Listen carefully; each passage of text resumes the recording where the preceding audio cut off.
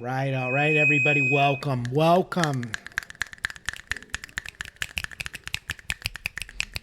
It's beautiful to see everybody out here for this charitable event that we're doing tonight. We're going to get it out, that anger, the feeling. And if you do a poem, you do get a free rental. So welcome to 5-Day Rentals Slam Poetry. I'll be your host tonight, Laundry Dan. And let's get right into it. Sit down, relax. Let's get focused in on your feelings, and let's really tear down the roof tonight. There are some parts falling on the roof. Watch out. But you know what? Let's start with somebody who always cheers me up. The mouth from the south. Cajun Kron, please take it away.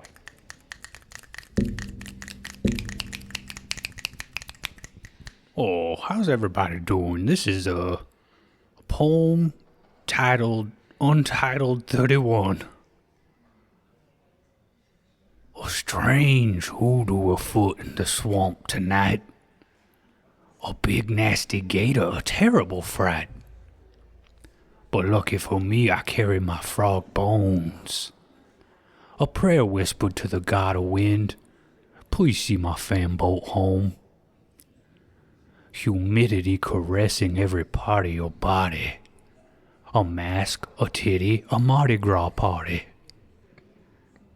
Crawfish gumbo, jambalaya, delicious beignets. Po' boys, muffaletta, king cakes, etouffee. A knife under my bed cuts the pain in half. The pain from the new cuts each morning which litter my back. Heed my words, friends, don't follow the forbidden orb of light, because strange hoodoo's afoot in the swamp tonight. Thank you.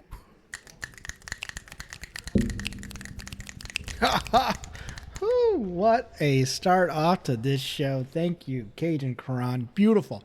A revelation. Beautiful. A revelation. He is, sir. Thank you for showing up tonight. Please put your money where your mouth is. Next up, the most sensitive one, Bones.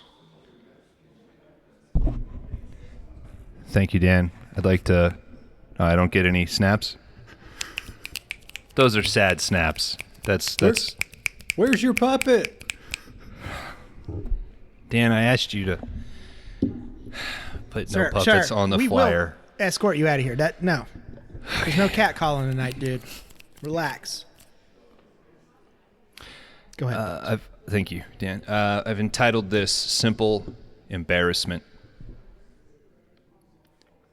I open the app, the play button I tap, to listen to the show about a movie I know. The episode is old, but the open is cold. There isn't an ad, but the comedy is bad. They start to and I begin to squirm. More with the my God, this is dumb. Would it kill them to look at a wiki or book? I think these dirty dudes are bad at reviews. But I should have known all along they are riding a giant hot dog. Thank you.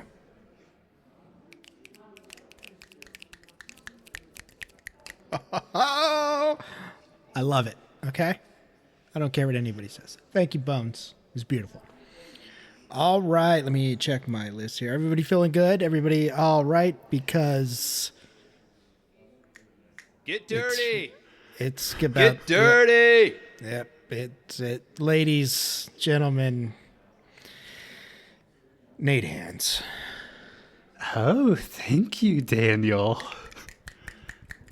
Got a nice little pair of sandals on you tonight. Big toe. You know where to go. Second toe longer than the first. You're gonna make me burst. Middle toe, you little dirty hoe, stealing all my licks. Toe number 4. Get in my hole where my hole gets sore. Little toe, a reminder to find another foot.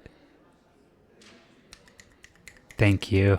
You can buy my CD from the trunk of my car after this. Thank you.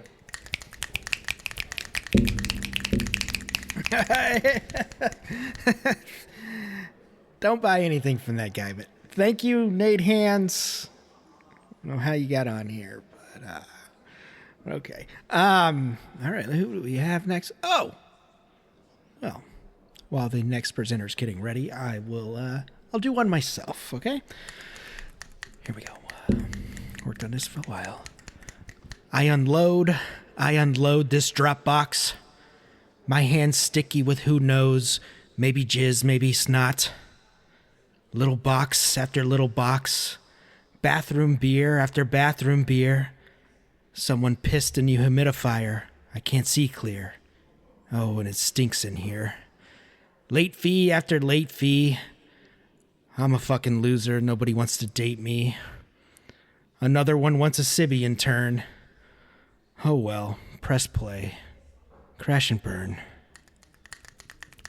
Woo! Jizz stuff. Thank you. Felt good getting it off the chest there. All right, right up next here, we do have a special guest coming in hot. Ladies, gentlemen, please welcome Toothy Tina. Thank you, Dan.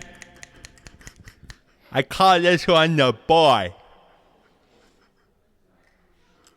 The love I had, the love I lost. Is it because I couldn't suck your cock? I gave up every hole, the ones that I could. You said every other girl with teeth like this should. You made me eat lots of sugar so I would get a cavity. Fucking a hole in my tooth. A deviant activity. Your podcast will fail. You're a spray paint menace. While I'm out here giving my butthole to my dentist. Thank you.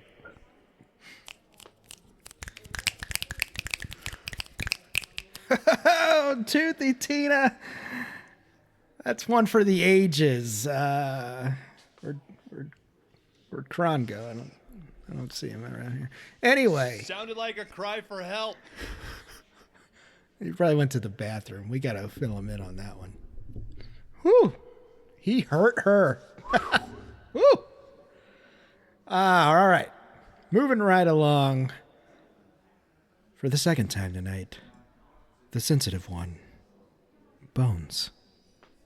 I think we can all relate to this one. I call this I Am the Hollow Man. Slash me open and find guts, monster of darkness. You'll find no soul. I am the Hollow Man. Smash my brains to goop, slop master of sadness. You'll find no joy. I am the Hollow Man. Pick your teeth with my bones, dementor of torment. You'll find no hope. I am the Hollow Man. Sip up all my juices, you piss freak of despair. You'll find no love. I am the Hollow Man. Thank you.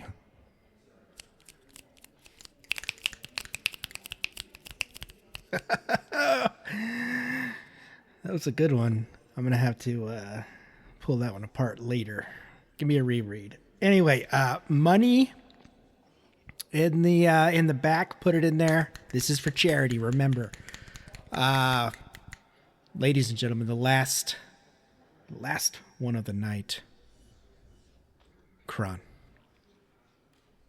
Thank you so much, Dan. Before I begin, I would just like to say, seeing you here tonight, Toothy Tina, has rekindled a lot of feelings, and I'm hoping we can reconcile after this show's done. This Nate poem Hands is giving me a ride home. God. Face. This poem is called Hollow Man, and it certainly resonates with me now.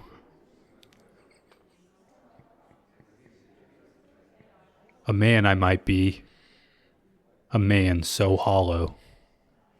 I need a buffer to live. I need a buffer to see and to be seen. Do you see me?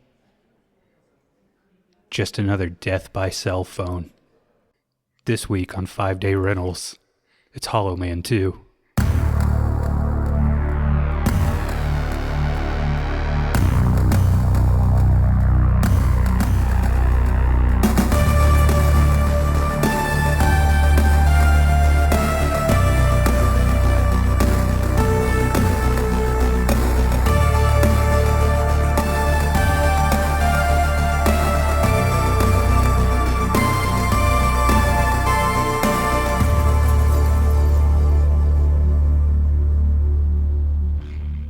You are listening to 5-Day Rentals, the video store podcast. I am Bones. I'll be taking you through the second part of Kron's tombstone guided category entitled Pete Kidman, a.k.a. 3 Pete, movies made by or featuring a Pete, a Peter, a Peterson, maybe a Nicole Kidman. Who knows? Like I said, my name is Bones. I'm all hyped up from the Poetry Slam. I'm joined, as always, by Laundry Dan, Kron Howard. How are you guys? Pretty emotional after the Poetry Slam myself. Seeing Toothy Tina again. Feelings came flooding back. I get it. I get it. I'm good. I'm good, Bones. Thanks. Sorry, man. No, it's okay. I didn't hear you. Kron and I were talking about Toothy Tina. Mm-hmm. Like everybody. Everybody's kind of... Everybody's rooting for you, Kron. I'll say that. I appreciate it. Guys, how does it feel... I need to pull a few of those teeth out by the root. They look clean. I mean, they look healthy. That's the bummer. After seeing her, I want to put more teeth in, dude. All right. Okay. She's got a thing. She's got a look. You don't take that away. We're here to have a good time tonight. Relax. We're gonna have a good time because we're talking Hollow Man 2. Guys, how does it feel to return to the universe where once famous actors turn invisible? I mean, this was it's a weird return to the to the franchise. This feels almost like a direct-to-TV, take on the Hollow Man experience. Bypassing DVD just straight to television. Yeah. I didn't know we were covering the Marvels. Burn. Is there an invisible in there? No, he said when movie stars turned invisible. So nobody watched it, Kron. Certainly not me. I should watch that one and be like, that's the good one. I'm on board now. Such a contrarian. Jesus. I'm lucky I got through the poems that I did. Yeah, guys, we did do Paul Verhoeven's Hollow Man. It seems like 4 years ago. Wear a mask, please. I think that was the category. Yeah. I mean, it might be close to like 2 years ago. It's crazy. been 2 years. Yeah. This week I have asked you, Dan, I've sort of loosely tasked you. I'd like to get, and I thought about this too. I was like, why am I asking you to do this when Kron has the big list? What is the number of movies that we have covered so far? Not episodes, because we have, you remember those weird puppet categories where there were a lot of, I did 4 movies in one episode, so. Mm-hmm. So if we look at the big list in totality, we have covered 124 films that have made the big list. That does not count 5-star bangers. There's 8 of those. Okay. 132? You Yeah. say 124? Okay. Okay. Episode a week, roughly. Yeah, we're coming up on, what, our 3-year? Yeah. Yeah. Okay. Hey, that's a lot of content. It's a lot of slam poetry. Yeah, when you think about it, every one of these is a slam poem in and of itself. These are all scripted. Hey, I'm not giving away my rating here because I could rate this thing whatever, but I had fun watching this thing. I don't know about you guys. I feel like, Sure. I mean, Okay, I think I got it. it's a lot of fun. Like, Just I'm not taken. going to argue with you. The second time I watched this through, the beginning to me is funner than anything else that happens in the film. Just the first 5-minute intro. Yeah. Yeah. It's an incredible start to a movie. Yeah, it's kind of disappointing, like, that the movie doesn't live up to, because if it had been that for, the 90-minute runtime, this would have been like a home run, Yeah. LD, very small Wikipedia trivia section on this. Did you also see that this bad boy was based off what the original Hollow Man script was? Yes, that was one of the few facts about the movie. So, And I said, thank God Paul Verhoeven I was really go with this one. I was super curious, like, what the budget of this one versus Hollow Man 1 was. guess who watched the special features on their DVD? What I will tell you is this movie had 1/100th of the VFX budget of the original Hollow Man. All right, that makes And, sense. That makes sense. It feels like the special effects are 1/100th of the original film. But I gotta tell you, it felt awesome to see a lot of stuff done in camera, and then watching that special feature, that the VFX director is featured as much as the director of the film, Claudio something. And he basically was like, any good VFX guy that's on set isn't telling you what I can do in VFX or digital. I'm telling you what I'm not going to do. I'm helping you oversee how can we do this now.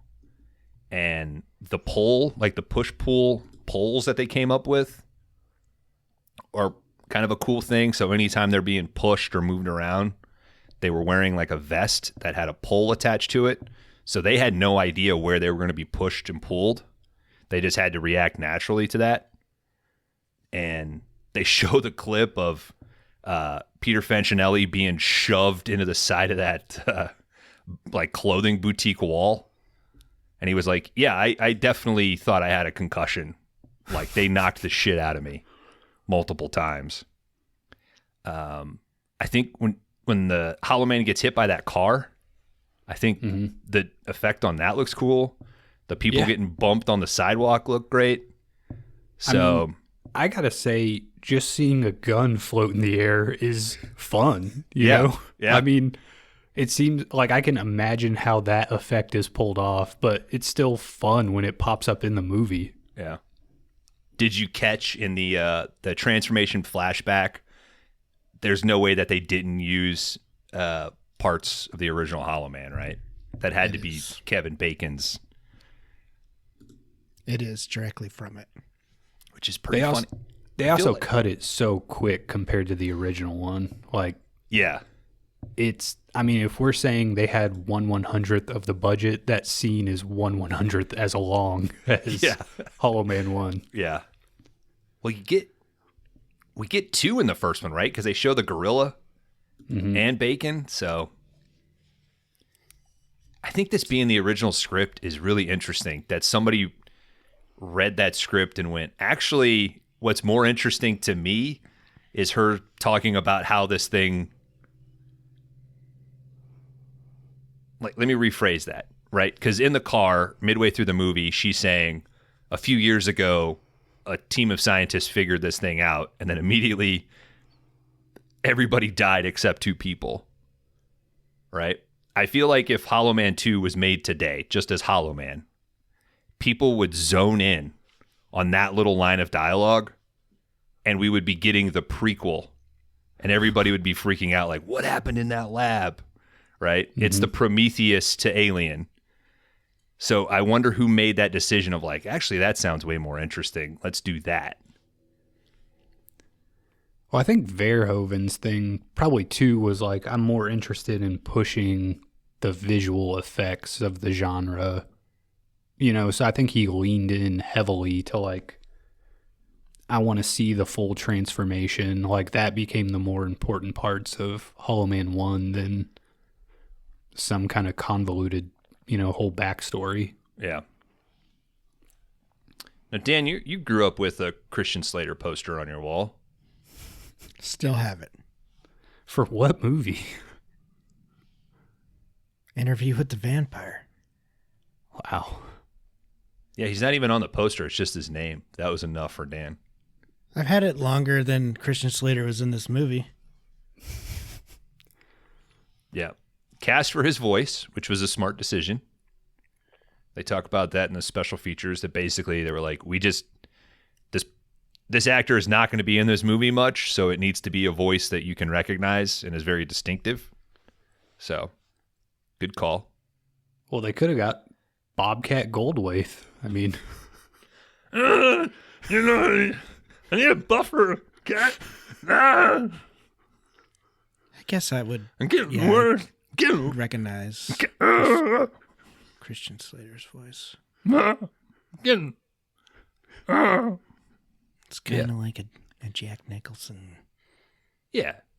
but a younger version, I guess. Where's... I didn't see anything except for your tits. No.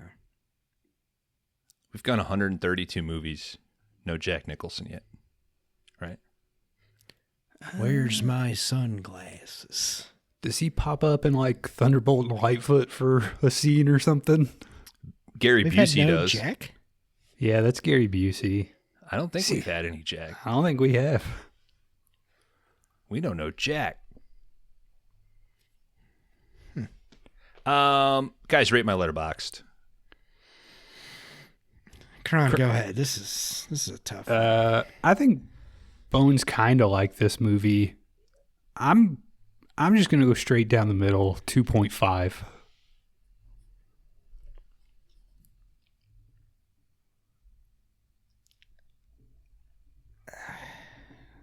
I'm gonna go 3.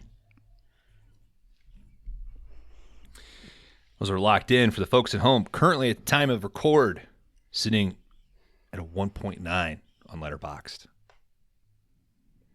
Guys, ready to get into this? Hollow Man 2 from 2006. Yeah, Absolutely. I need verbal confirmation, and you gave it to me. So I had already started talking. Yeah, I'm We- ready. I think. We open this nice hotel, some sort of political function. Did you guys see those nice titties that were cast up in that little display that we open up? Hell yeah, dude. Yeah. You know, it's like, hey, let's show our love to Verhoeven right out the gate.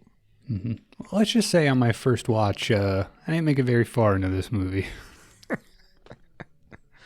Jesus, Needed a little refractory period, if you will. you just right there on the couch in the living room. Yeah. And the thing about it was they were obviously nice, hefty breasts. Like they had that good underrated pendulous, where you could kind of you probably put a pencil underneath there. Healthy. yeah. Healthy. Hold it. Yeah. Yeah, I guess you could put a pencil under any of them. Yeah, not down to the belly button. Gross, but like it's golden ratio titty is what I'm talking about. Yeah, they look nice. They look natural. Mm-hmm. And there's 3 of them. There's 6. 3 sets. It's great. It's one for each of us dudes. Quit looking at me, Dan. Anyway, I'm Googling Hollow Man 2 props right now to see if we can. somebody's got that. Purchase it.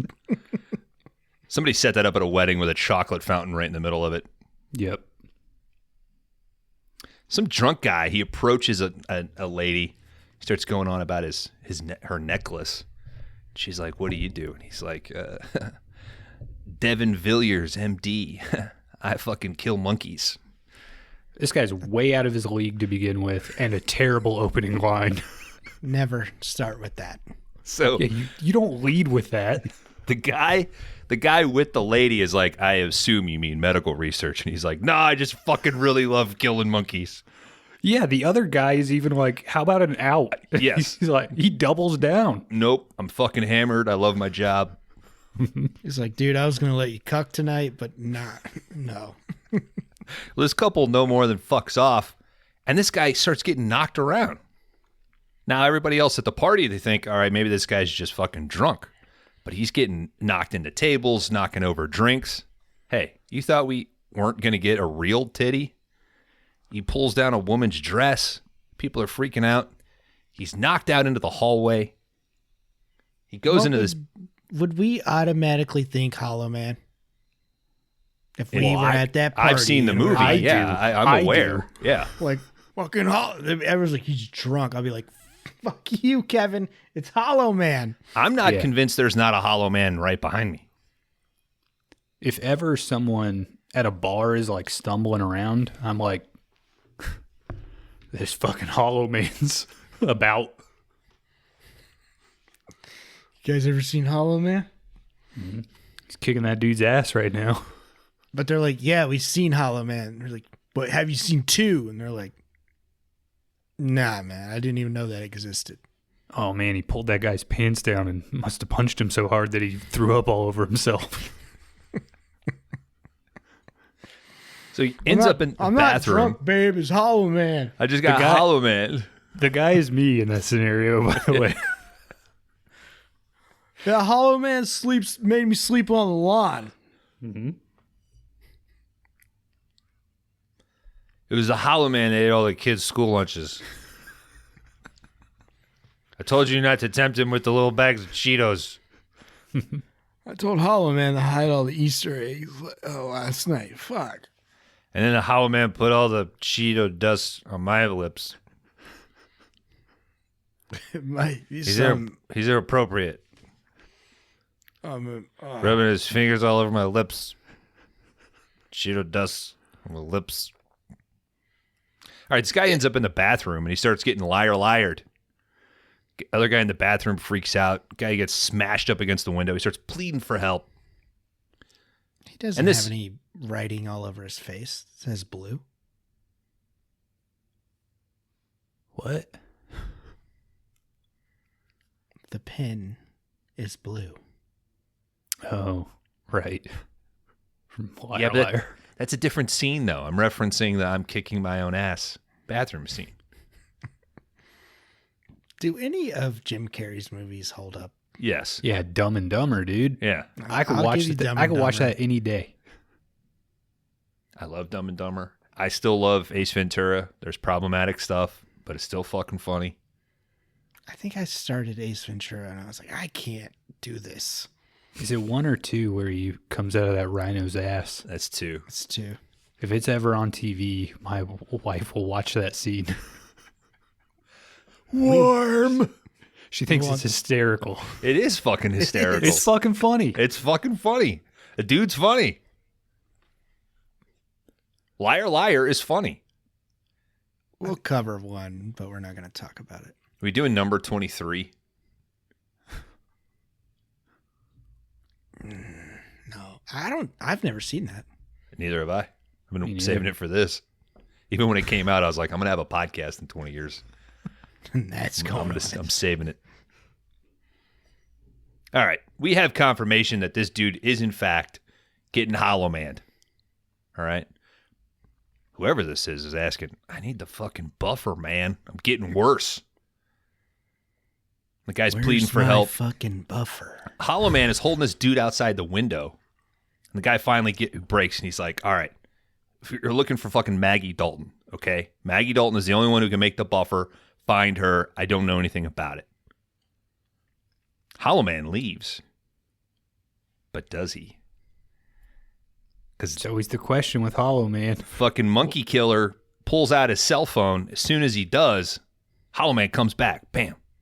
Hits him, takes his cell phone, smashes it open, steals a SIM card. While he's got the phone open, he takes the fucking chip. The Ram K. Yep. Slices this dude's throat. Looks good. All this looks good, by the way. This opening looks good. It's The cheap, opening is but great. it looks great. Yeah, that's where all the budget went. Mm-hmm. And to the city of Seattle. And that was it. All right. Police on the scene. You know what I mean? We got Detectives Turner and Martinez. Wait, real quick. There is an incredible part where after the guy gets his throat slit, like a bunch of security guards come into the bathroom, and one of them is like, "How could we let this slip by?" It's like this guy was stumbling around, like getting the shit kicked out of him by nothing in front of everybody at the party. Yeah. It's the most lax security guards. Well, everybody was talking about that boob that got popped out. Yeah, that's That girl did not seem to like really care. Like she covered it up, but it wasn't. It's like, this happens every Saturday. Yeah. I wish there had been a few more frames, you know? There could be. We have the technology. Just rewind it. Mm-hmm. The Kron cut of Hollow Man 2. Computer, enhance.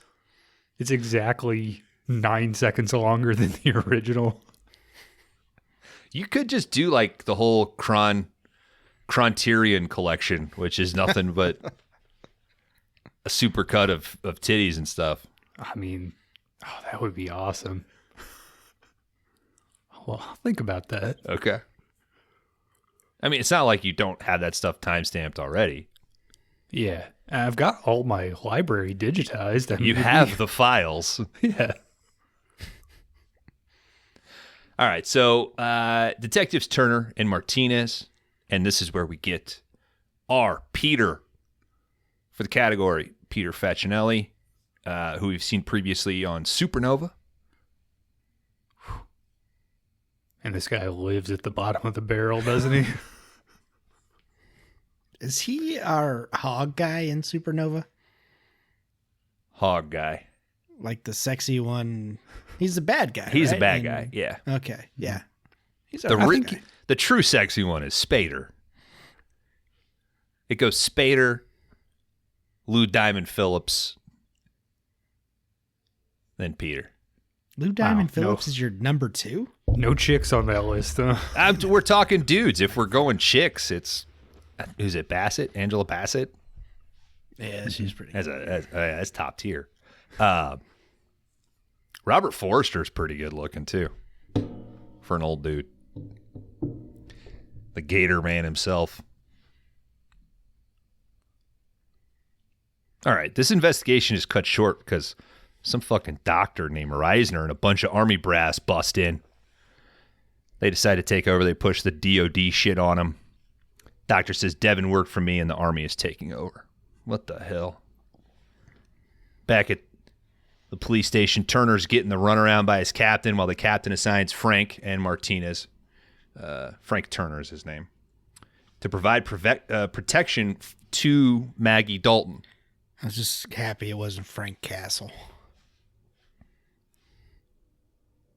It's a They punishment, bro. couldn't afford a Frank Castle, dude. Can you imagine if Frank Castle was in charge of this case? Frank Castle hates cops, so. So many goddamn rounds of ammunition shot. Hollow Man would have died. Yeah. I hate to say it. He would have. Probably more probably grenades. You spray enough bullets, you'll hit the Yep. Hollow Man eventually. Yeah, even the Predator got hit. Mm-hmm. All right, so they arrive at Maggie's house. She's got this beautiful, big suburban house. They talk a bunch of shit, like, fuck, I should have been a biologist. No biologist is living in a house like that. I mean, if you work for the Reisner Institute, maybe you do. I guess. I Yeah, mean, there's if you- probably a biologist. If you living in a developed house the like buffer, Kron. that. Mm-hmm. It does seem like a house that's just. Like the hallway seems very large. Well, you got to be able to fit 2 or 3 Hollow Man in there to move around, you know? It's definitely it's a McMansion, and it's got no soul to it, right? It just feels like typical 2000s movie house. Yeah. Like this was shot in Seattle, so maybe they went up and actually shot this in Canada somewhere. Like if a monkey came by on a skateboard, I wouldn't be surprised. This is before the family closed on it, and they were like, "Can we film?" And they were like, "Yeah, sure." Yeah. A dude and a bunch of girls actually shot something here last week. And then he tells a story at like barbecues and shit. Yeah, Hollow Man was shot in this house. They're like, "Oh shit!" Like Kevin Bacon. He's like, "Well, 2, not the first one." Oh, shot like film. I thought you meant they murdered the Hollow Man here, because this is hallowed ground. Then Wait, Hollow Mans exist? Hey, Bill, where you're standing, Peter Facinelli stood right there, buddy. He's like, "Who's that?" You know that guy from Supernova? his big, oversized cargo pants just running over the side of his dress shoes touched that very floor. He's like, "Did he have that cool blue hoodie on?" All right, Why are we talking like Hicks when this is in Canada? there's hicks everywhere, dude. They got Hicks up there, dude. And it's technically southern Canada. It's on the border of the U.S., so it's... Yeah, it's true. I'll give it to you guys, okay? Okay, they get to the house and they're greeted by Dr. Reisner. Hey, Bill. Hey. Is that better for you? Maggie introduces herself. Her head comes around the corner, and it takes a few seconds for the rest of her body because this She's so beautiful. woman has an 18-inch neck. Mm-hmm. It's quite elegant. She has an 18-inch neck, but a 6-year-old boy's haircut.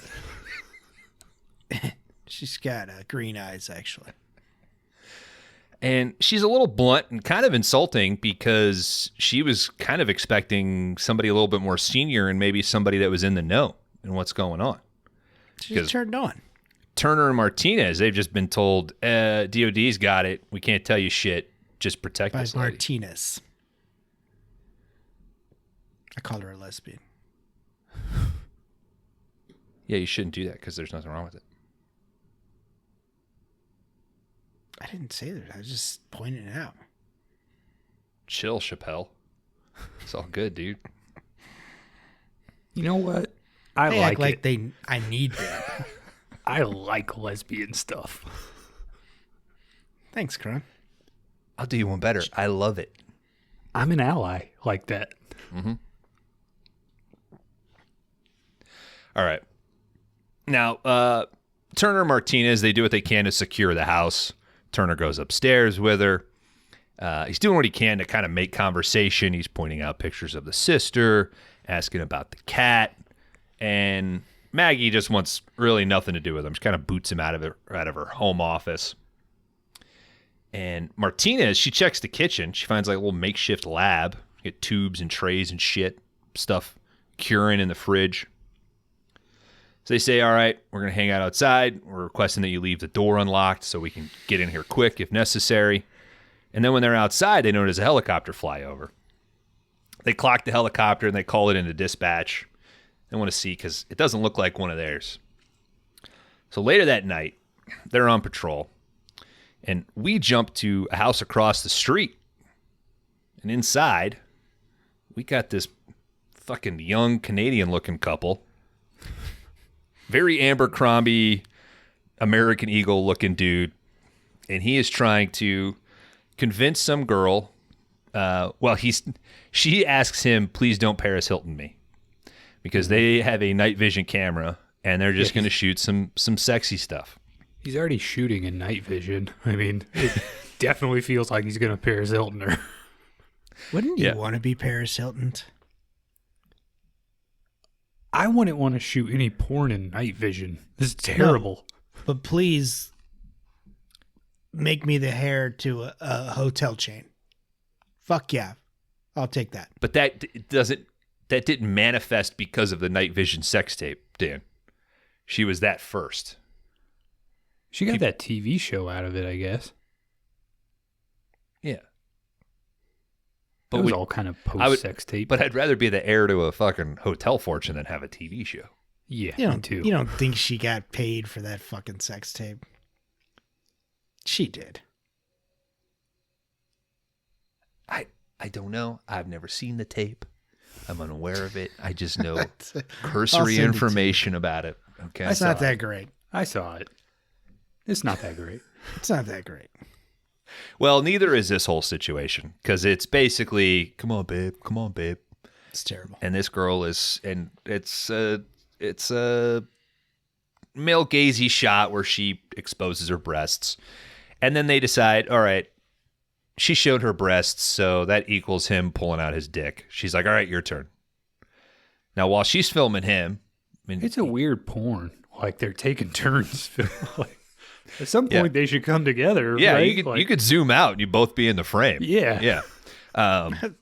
They're Christians. They get. I don't want to go too far. Seems like they're Christians. just showing their genitals What on, is- yeah, on that's- film.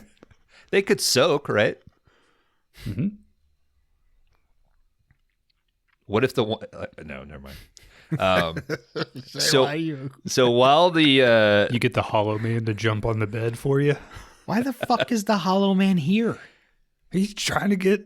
he's He's a pervert, dude. no, Just stand outside. he is chilling in there to watch the house. He's just out of the element. It just Stand on the happens to be. street. I think he just coincidentally happened upon a sex tape. So like you've said, Hollow Man is in the room, and this girl is noticing this because something keeps popping in front of the night vision. Impossible. Okay. He also can't like help himself from like moving around in front of the camera and shit. Like I kind of took it like he was trying to make sure like he could get to the door or something. Maybe he was trying to fuck with him. I just got the sense he was, I don't know. Like maybe he had broke into that room, was looking through that window, and the whole sex tape thing started, and finally he was like, all right, this dude's about to pull his dick out. I got to get out of here now. Because theoretically, his dick is out too. yeah, he's completely new. So now it's going to for be sure. really uncomfortable if this fucking Abercrombie dude pulls his hog out. Mhm. So, whatever. So while this is going on, Martinez, she's stationed outside the front of the house while Maggie's upstairs doing some fucking whatever work. Whatever they do. She's reading about Yeah. plants. What or did he do something. in the first? Didn't he like just connect some circles in the first one and that's how he like figured it out? Connor, are Yeah, you it seeing was a, like- a theme here? The last two movies he's picked have like women biologists. Iron Man 3. I legit had erased Iron Man 3 from my mind. I did not know what the last movie I did was. Okay. It's not a knock against the movie. It's just been a while since I've had to lead an episode. Mhm. And it left my brain as soon as we Yeah, recorded I've the written episode. I've written a lot of poems since then. We're all better men at this point. All right. So Martinez is watching the front of the house. Turner's chilling in the car.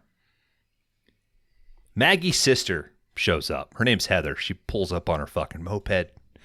She insults Martinez's suit, says, you must be a cop because only a cop would wear that. I thought it was a smart, comfortable suit. What are you doing? It was bad. What are you doing? Heather goes in the house, and Maggie's like, oh my God, I forgot. I forgot about the concert. And Heather says, it wasn't a concert. It was a poetry slam. God, if that doesn't just cut you to the fucking core. God. It is a laugh out loud moment. Yes. To think that Heather had to get to that coffee shop early to get a seat. Yeah, you want to get one of those Waiting little, on Maggie. Yeah. tiny one-person tables. You think they filmed her like doing it and like her looking for her sister and shit? Yeah, but all the poems were too good. They couldn't clear them. Well, you know these The poets didn't want to. like, They didn't want to sell out. They're like, oh, you want to use my poem? Literally, no one has ever wanted to do this before. $150,000. All right, Heather. A motion picture? Heather is heartbroken, and she's like, If I get that much, it means I've made $10,000 per year since I've been doing poetry. Shit. Told you, Mom, I was a fucking loser. Kron, I would put the Cajun Kron poem up against any I'm Pulitzer Prize winning poem of the I'm gonna last try decade. to get him to do it at an open mic here in town. So Have you got sized for? Oh, him. Sorry, Yeah, I almost for him. broke the facade. I'm sorry. he's not me. No, it's not you. He's Cajun. Mhm. All right, Heather takes off. She's pissed, and Maggie's kitty cat decides to that it wants in. It's cold. Martinez is nice. Lets the cat inside. Cat plays a little coy at first, and Martinez ends up leaving the door open for too much time. For any hollow man to just waltz through. So Maggie calls Turner. She's like, I just fucking heard something. I think somebody's in here. Turner's like, Martinez just let the cat in. I think it's her. Well, it wasn't. It's a fucking hollow man. Okay. He creaks up the stairs. It gets Martinez's attention. She goes upstairs. We see a lamp get picked up. Whack. Martinez gets knocked out. Turner from the street sees the light go out, hears his screams. He takes off running. We hear the strangle. Hollow man chokes out, kills Martinez. Turner gets up there, starts some of the worst CPR I've seen on the podcast. Maggie comes out to help.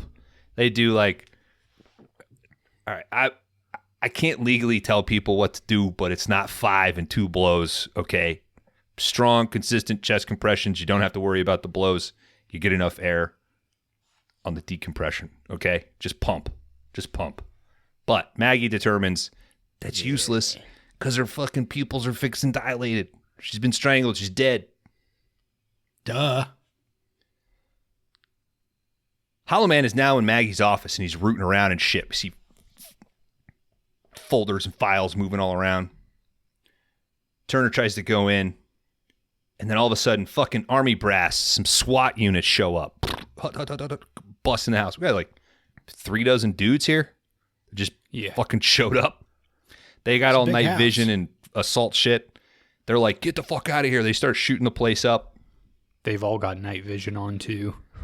Well, and they don't have like night vision goggles. They're like holding night vision. But I feel like infrared heat would be better. That was my thought through this entire thing. And Was like, Thank you. Yeah. Thank you. The only thing I could think is like it's cheaper for night vision. The camera, when he's in the room with just the excuse to show the breasts, he would have never showed up on the camera. I have a It's question. not infrared. I have a question about maybe how you could say that. Because the science of this, as she talks about, is basically it makes the light be able to pass through you. Mm-hmm. Night vision is coded in a way that it picks up the most minute light. So you Yeah, think maybe- he would show up. So I'm maybe wondering it's if only to the naked eye, you know? Yeah. Once you add in like a night vision filter. yeah. Maybe there's just a minuscule enough space between the cells or whatever that something would reflect that, you know. I completely agree with you, Dan. He should not have necessarily showed up on that, and the SWAT guy should have had infrared. It would have looked much better. But I think night vision was probably more readily available. And the Paris Hilton tape was so hot.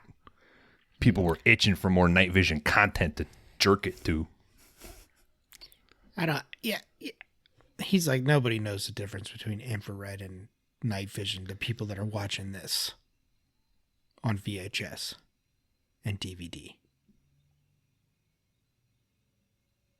Turner calls out the fucking colonel of the brass. And he's like, this is bullshit, man. This whole thing was fucking bait. And they're like, yeah, we knew Hollow Man was going to come after her. And it worked. Well, while he's fucking screaming about this, Hollow Man's kicking ass upstairs. Using the guy's flashbangs against them and shit. Why would they have flashbangs for this operation? That seems... You're relying on night vision and you're gonna... Like, every guy has 5 flashbangs? Close your eyes for a second. Yeah. And Hollow Man doesn't give a shit if there are flashbangs. I mean, light goes right through him. Yeah, who gives a shit? So, Turner and Maggie, they take off down the street. It's as dumb as if the barrel of the gun went fully around and came back to you, the guy holding the gun. 100%. Yes.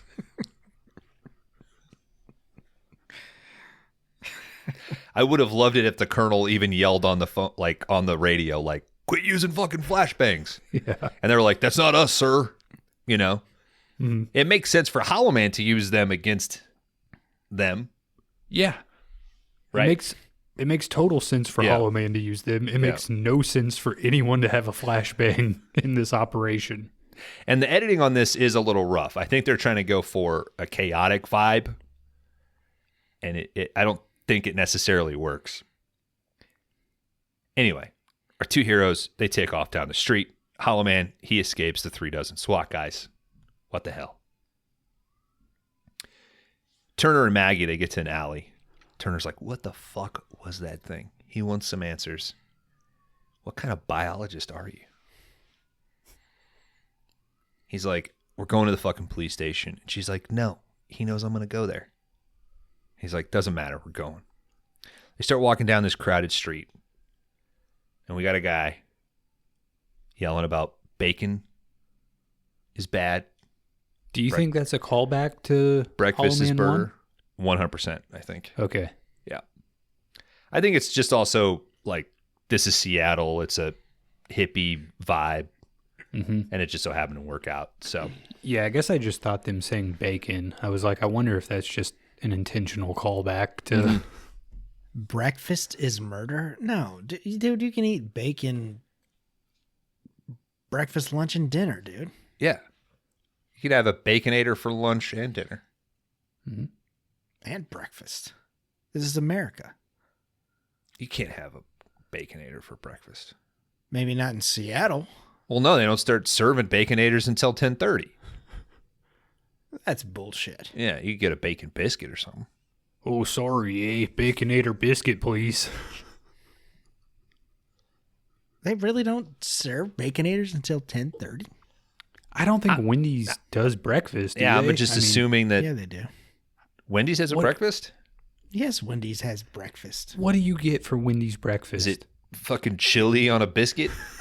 No, they got eggs and... Yeah, it's not good. I didn't say it was good. I don't think that's right. I don't think Wendy's has breakfast. Yes, they do. McDonald's and Taco Bell have breakfast. And Burger King. Because they got those little hash brown bites.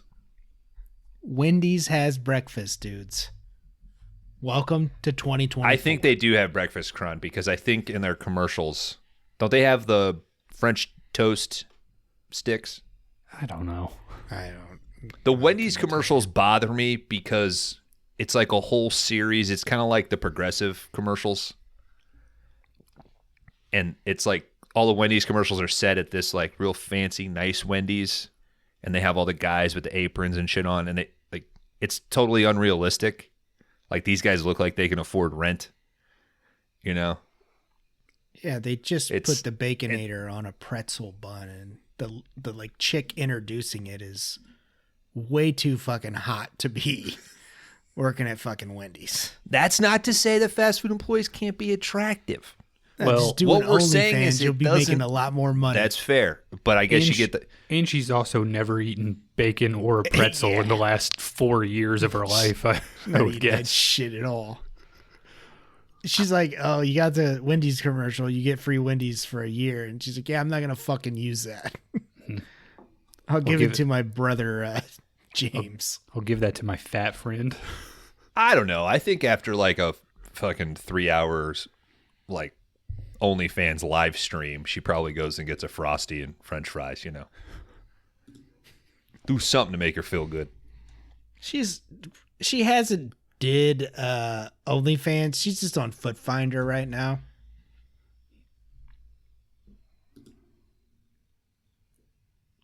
You guys went real silent when I said Foot Finder. I didn't know what Food Finder was. Okay. I do now. I had to look it up. Oh, hey. Now I got malware. Oh, fuck. How you guys doing? I didn't even think about that. I thought you took Toothy Tina home. No, it didn't work out. She didn't want to take her shoes off. You know why? What? She said she's begging for I it. think her toenails are bigger than her teeth. Oh, shit. We'd have to ask Kron. When Kron gets back, we'll ask, because he's... Toenail Tina. Maybe she's toe fungus Tina. Would you be into that? Would you be into like a long, sharp toenail? Mm-hmm. Yeah, I'm into that. Do you not see these cuts all over me? Oh, you got cuts too. Yeah. I'm covered in cuts Okay, so you and Cajun Kron.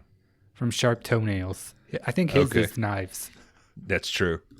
Sorry, Nate Hans, to interrupt here. Dan is sending us a link to the breakfasts at Wendy's. Oh, wow. Have you ever ate breakfast at Wendy's? I get the Baconator biscuit down there, God, I knew it. and I asked them, I say, please, have you started the chili? Son of a... Please put the chili on top. You're not far off there, Nate. They have a breakfast Baconator combo. They do, in fact. I'm guessing. I know. I get it with a Frosty. Is it a Do you- burger or is it a square sausage patty? It's a Baconator on a biscuit. Do you buy the Wendy's chili in a can at like the grocery store? I buy it anytime I can get it, Dan. Or steal, I should say. I fill up a baby pool with it and walk right through. Just walk. Just walk. Well, if you can, hands free. If you catch my What? drift. Did you take Toothy Tina out on a date? No. You didn't. She didn't want to take her shoes off. I told you. You got to take them out to eat first. Did you just And kick why- her out of the I car? took her down to the Wendy's. You kicked you her out get? of the Wendy's? Yeah. Did you make her walk through the drive-thru? When we went to the Wendy's, I said, hey, how about you pop off your shoes? She said, no, I can't go in there like that. And I said, okay, well, I have to go to the bathroom. And then I drove off. I've done it 1,000 times before. Okay, I have to go to the bathroom and you drove off. Well, we walked into the restaurant. I said, please get me a Baconator biscuit with chili on top. This is And nighttime. I said, I have to go to the bathroom. Yeah. And then I left. Is this one of those late lobby situations? They have they're open until 2 a.m. Check the No, menu, he just Dan. knows everybody Wendy's, menu, there. Dan. Wendy's I'm Lounge? not checking the menu. You know Check the everybody menu. there. They're open until 2 a.m. You used to work there, Nate. I think And that's, after I midnight, think that's you can get dependent on the breakfast again. location. I think it's dependent After- on the location. After midnight, you can get breakfast again. That's not true. It's a technically new day. It's technically This morning. isn't Whataburger. It's a new day. And you're feeling Why do good. I even argue with that? You're feeling good. Well, thanks for stopping by, Nate. It's always Always- appreciated. A double Always dose. happy to be here. Double Please dose. keep plugging Foot Finder, the website that I own. Will do. Will do. Didn't even. I'm sorry. I'm sorry. Well, you should be. Your poetry Why? was good tonight, though. Oh, thank you. I had a ghostwriter. Don't get the fuck out of here, dude. I'm too big to do my own poems. All right. Thank you. Love you. Not Bye-bye. true at all. Fucking hell. Kron, good news, buddy. What's that? I think Tina's back on the market. You know, dude. What about her just The teeth. There's too many teeth. okay? Dan, what I got to know, what's the toenail situation? For Is it a- Toothy Tina? Yeah. Is it a curtain matches the drapes sort of thing? Or curtain matches the drapes? The same fucking thing. The carpet matches the drapes. Like, are the toenails just as long and sharp? I think there's some stuff I'd like to keep between just Tina and I. Okay. How long did you guys date? But you might see this slash on my jugular. I don't know why I asked this Didn't question. answer my question. She was at all. obviously How wearing. long- She was how long obviously did wearing we date? clown shoes. Well, Let's just say she has to wear clown shoes and her feet are a size 6 Yep. female. Okay, she likes a wide toe box. Mm-hmm. Well, but also, you got to think what's filling out the rest of that shoe. So you're into feet. Is that what you're telling us? I'm not into feet. Tina is into toenails. And it's and not and teeth. It's not a, this guy is like, your subconscious somehow coming out and, No. because sometimes some of the she has characters on this puppets. show get, they get labeled about that, like in private text messages, like, were you working some shit out? It's like, no. No. Yeah, that's not me. I Okay. hate Nate, and I I wish we could get him off the show permanently. Thank you. I think he knows it because he only shows up when you go to the bathroom. So No, Cajun Kron I'm a fan of, but Nate Haynes we could permanently get rid of. all right. Turner, Maggie, running down the street, super crowded. Hippie gets knocked through this fucking bus stop. And then we see all these people topple over like dominoes. It's moving through the crowd. Hollow Man is just booking it. And This is a good scene. it's an awesome scene. Turner and Maggie, they cross the street. They just dodge a car, but the Hollow Man doesn't. Gets hit by this car. Looks great. We see the dent. When they dodge the car, it like for the split second that you see the driver, he aims right at them. Like he turns towards them. Well, did you see the neck on Maggie? It looks like a deer. He's like, Taking this one home. yeah. So Turner, Maggie, they get away because the Hollow Man gets knocked over this car and then blown through a bus stop as well. Now, the bummer is that this glass break doesn't look good. You go from You the guys think awesome Maggie's practical. beautiful? I think she's an attractive woman. I do. I think I think was not feeling it. the cop is hot too. I think the lady from Tombstone is hotter than Maggie. I might agree with that. Yeah, I think I agree with that. I think Because they go on. Doc's Hungarian chick is hotter. Yeah, I would agree with that too. Well, yeah, you can't throw that in there. I mean, I think the bust from the beginning of the movie is much hotter. in Tombstone? No, from Hollow Man 2. Because yeah, they go on, and I'm like, You could put bro, you could can put be a better. nacho fountain right between those. I think the lady who the monkey killer hits on is hotter than Maggie. Is I the Jury still like our hottest chick? Like the one that Felda? is that the one that like we all agree is like, Gorgeous. this is so wrong to do. Probably. I mean, well, but that movie also has like, I mean, they had a casting call for like, if you think, good-looking ladies. yeah, like if you think you're a I think 9 we said that. or Yeah. above, we'll give you a job. And to be fair, we've had Billy Zane on the podcast multiple times. Probably best looking man. I'd fuck him. All right. Hollow Man. Kron, what dog would you fuck though? And don't say Beethoven. He's asking about breed. Yeah, I want to know what the sexiest breed of I know dog his is. mouth gets real wet. And those teeth remind you of an ex. Dan, we're 3 years in now, and I've yet to find a dog sexually attractive. So, All right. Well, the show doesn't end until you answer this question. all right. All right. Question about Hollow Man Invisijuice and reaction here. So, following getting hit by this car, we are starting to see the veins of the Hollow Man sort of pop through. Is that a combination of the stuff wearing off, him not having enough buffer, and the contact? Because at first I thought, is this meant to just be like a blood splatter, or is this vein? But on the second watch, it's like, oh, this is definitely veins, and we get that later. So Does the buffer keep him invisible or make him uninvisible? the buffer basically heals the symptoms that the Invisijuice creates. Stops So it all the doesn't- cancer and shit. Yeah. It doesn't affect your invisibility. It just keeps you alive. Yeah. Yeah. All right. But, because also later when he gets stabbed with a pen, spoilers, you kind of see the ink going through his veins. That looks kind of cool.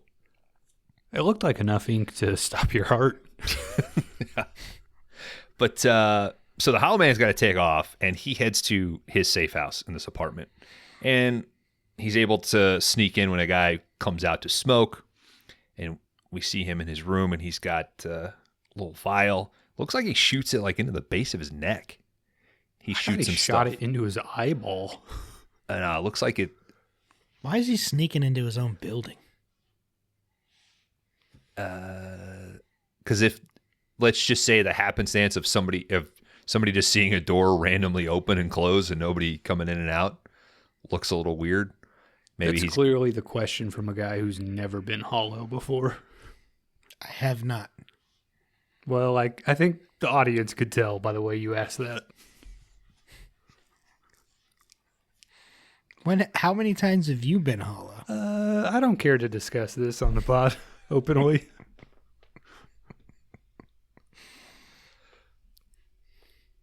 I guess this one also doesn't address the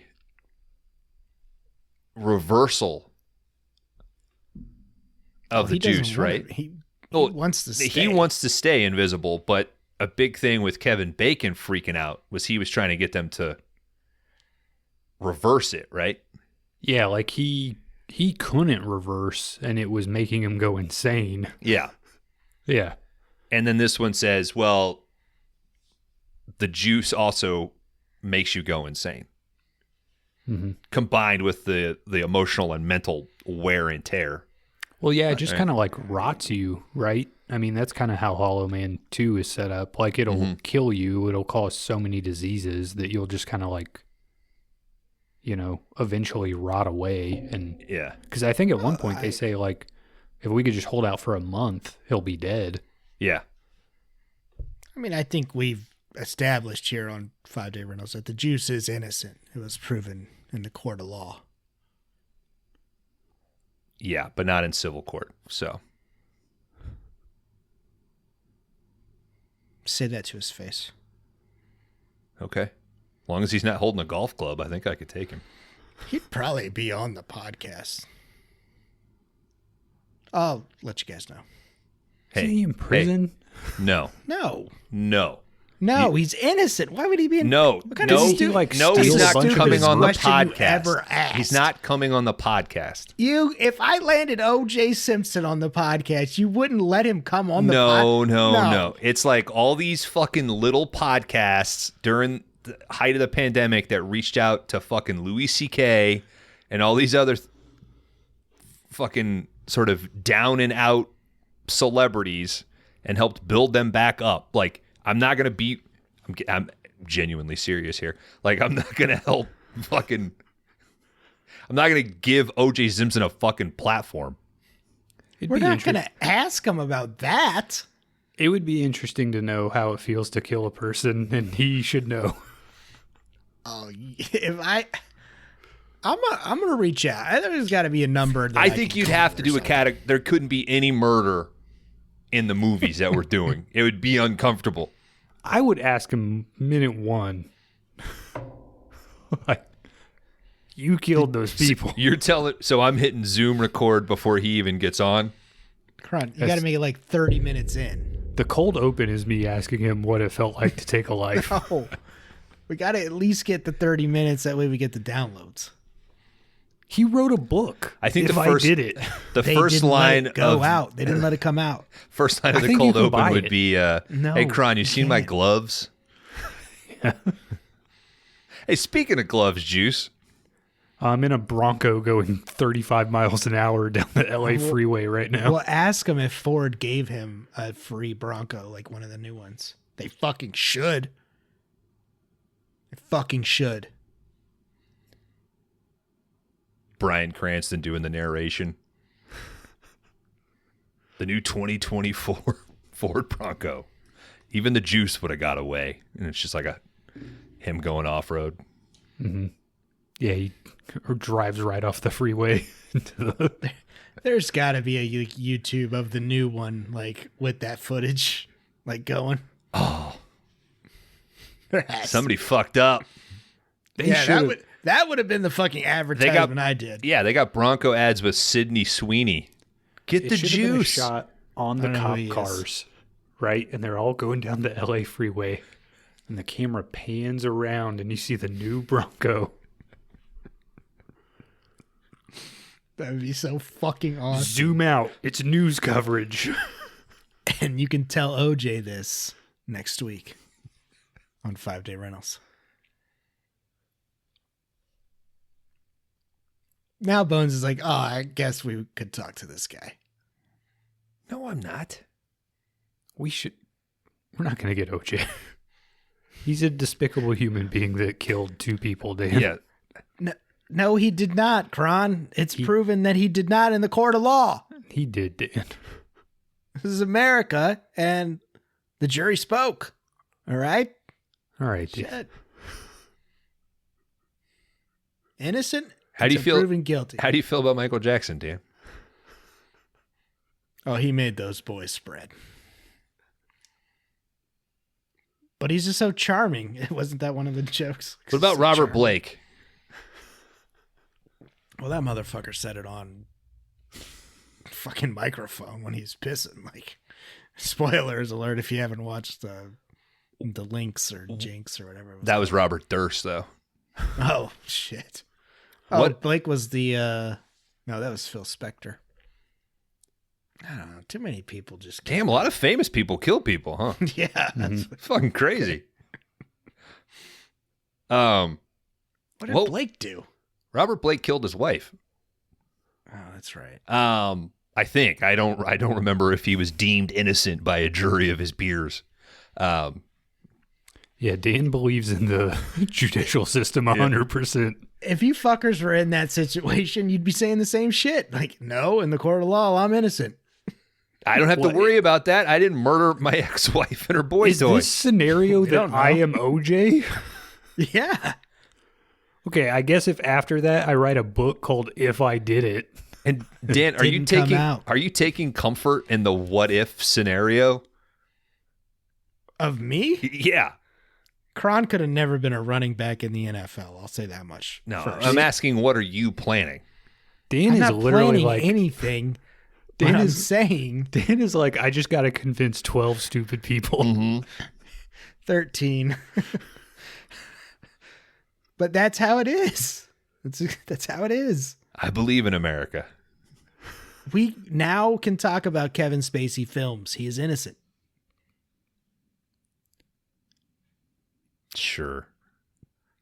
Okay. And I'll have him on too. We gotta move on No, we don't. to the Hollow Man.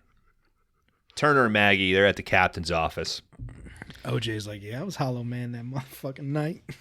Captain's telling Turner, hey, feds are coming in. We're going to hand over protection. Wipe your hands. Move on. Turner's like, no. I killed my partner. I want answers. I want justice. Whatever. Feds are showing up. They're being processed. Or they're processing Maggie. Turner's staying with her. Turner looks right at camera at this point. Okay. You sent those photos. Now, to be fair. Did he? Yeah, he sent Yeah, photos. I He sent two. sent 2 photos. I don't quite think that they were down the barrel. They're not directly, but it's also like, if there's a shot of a guy looking back to where the camera is, why wouldn't you just take 2? And Say, hey, dude, don't turn around. or move the camera 15 degrees. Yeah. Yeah, I agree with you, but I guess I took it when you texted us like 2 people look at the camera that it was like a Yeah. fourth wall break. So When I went back to get the screenshots, I was like, these aren't like 100%, but they are like 75%. yeah, I'll give you 90 on Frank. But yeah, her on the phone. Nah. There's also no reason for him to look back at that moment of the movie. There should. He's pretty. He doesn't know if there's a Hollow Man around, dude. He's like, I guess. you don't know where to look. The only thing theoretically behind him at that point is a camera crew that should not exist in the movie. So while Maggie is beginning the handover process downstairs in the basement, a fucking Hollow Man sneaks in and he knocks a hot coffee right into the face of some poor desk sergeant. Desk sergeant gets up, starts wiping his face and shit. And this allows Hollow Man to just plop down in his chair.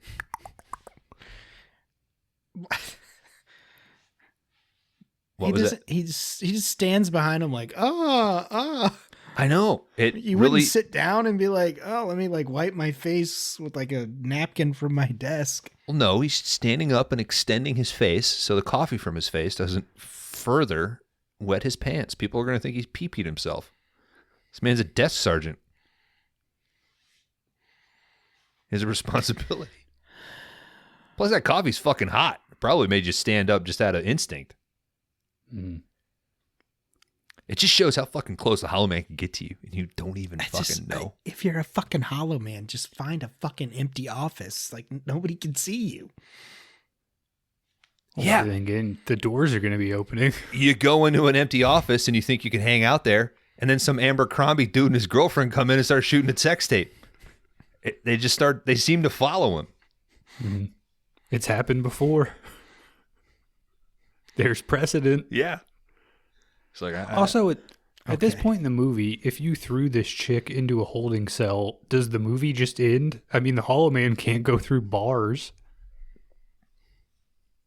he could get the keys. He could pour more coffee on people and steal keys.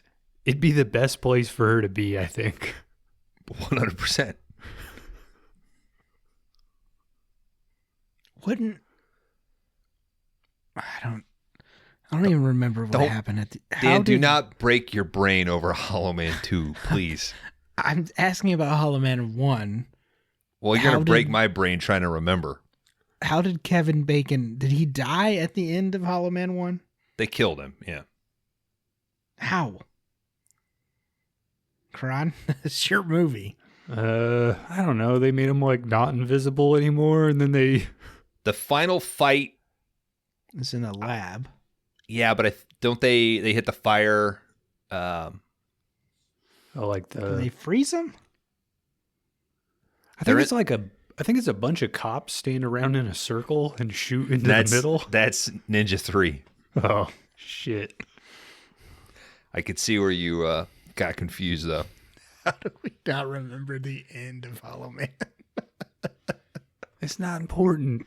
I think somebody does end up in a freezer. I think he's in there with her and then he gets out. Doesn't the one chick freeze? Yeah, there's definitely a freezer. I think it's the lady that throws the blood on him. And you get that cool scene of his face with the blood coming at her. It's mostly in the hallway, because don't they hit him with the fire extinguisher? And then the pipe. And then they're spraying it, and they bust the pipe. That's where I was thinking that it was the fire suppression, but I think it was the pipe that was leaking.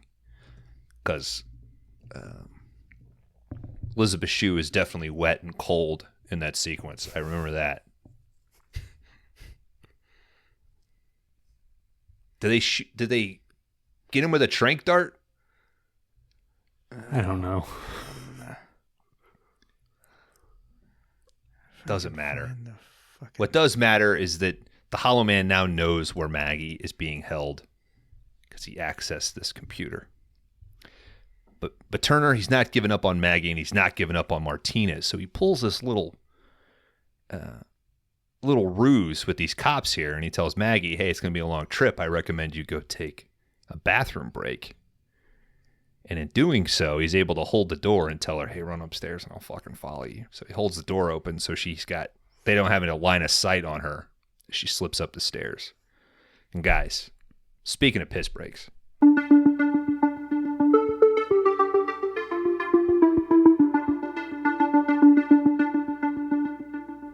What is this bullshit? You don't know how my fucking movie ends? Oh my God. It's Polly D, baby. Polly, it's in a fucking elevator shaft explosion. He kisses her one last time for old sakes. Oh, sounds like somebody look at the Wikipedia on the piss break, No, huh? I don't even know what that is. No? You didn't look up quick plot synopsis? No. No? Dan Not at popped all. in his Blu-ray DVD. Yeah. I Yes. support you. That's bullshit. Anyway, did I miss the poems? Yeah, do those you have- are long gone. Oh, Do you thank have one? God. Poetry. What is this? It's no visual. There's no titties. It's people say stuff and I'm supposed to think it. What is this? I how come think you didn't- stuff. I make how come you people didn't- see it and then their pants get tight. How come you didn't put out a movie in 2023? God damn, I'm old, dude. When was Stop. Benedetta? That was Well, it's 2022. yeah, but that's pretty close. Deep, you know, the bones and the joints, they don't move like they did, you know? I hope you got another one in you. To They be figured honest, they figured out how to rush a lot of blood to my cock, and Oh, Coldplay figured out the rush of blood to the head, but there's no blood to the joints, you know. So maybe Pauly V could figure that part out. I could even figured out how to reverse invisibility. So You guys think I could get Polly D from like Jersey Shore on the pod? We should double check to see if he killed somebody before we invite him on. Well, that's the if you killed somebody, that's you have. I won't ask you if you haven't. I did not kill anybody. Thank you for confirming. Yeah, Even when you made that movie where you put the fucking ship through the jungle. that is Werner Herzog. Yeah, Oh, that's a different guy with an accent, Dan. Yes, she's German. This is obviously a Scandinavian, lower Scandinavian ish. Ish. You guys say that here? When something isn't quite ish? Yeah, we say that. Ish? Okay. Paulie, did you? You're an EP on Hollow Man 2. Was that just a paycheck? Were you on set even did you one watch one it? day? I you haven't seen it, have you? listen, it was in passing. Okay. Yeah, they cut you a check to put your name on this movie. Yes. Okay. I was in the I was coming out of orgy, man coming in. I was taking a coke break. You know you're in the movie, right? They used an unflattering photo of me in that newspaper clipping. When you say Coke, do you mean the powder or the soda? Okay. So, how deep are you guys into this movie? Like how far? Yeah. You making good time? We're to I the guess- pee Have you break guys scene. shortened the Yeah. length of this bullshit? Bones let us pee, so I guess we're halfway through. Yeah. Yeah. So he and I, we text on the AOL, and he says, "Oh my God, too long. How do you get this short?" Mm-hmm. And I said, "You do the titties? You do anything that involves gore, and you move on." Solid advice for a Hollywood picture. Nobody. But it doesn't Took seem that like for he this can rein you guys in, you know? Okay. Hey, you did a way better job than this guy. Well, I had 100 times the budget. So, I think you could have still did a better job with this dude's budget. You know what? I think you made 100 times the film, Paul Verhoeven. you guys flatter me, okay? But I'm going to move on. My joints, it's Hey, so late. You guys record so late. Hold on, I got a fucking question. Nah, I want to How go. come to they go. decided to do the last two Starship Trooper movies animated? That Because kind of pisses me off. they had already used my visual effects 4 times. Each, well, they're amazing. it's kind of funny. They use Hollow Man 2, use Hollow Man stuff. Every Starship Troopers use same bugs. They copy paste. You guys say that here? Is that the Apple? Yeah. Yeah, yeah. We say that. But it's a different button, right? It's a command, not the Yeah, control. We don't have those weird dots like above all our letters. Yeah. You mean the Braille? That's for the people who can't see.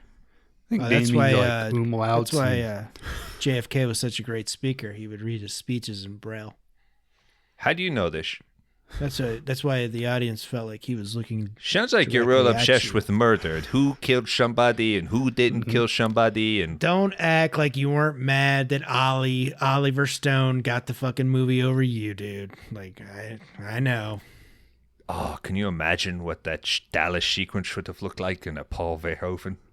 I said, Paul, too many breasts. There wasn't this many breasts in the assassination of JFK. Jackie, her button gets slipped on the back of the car.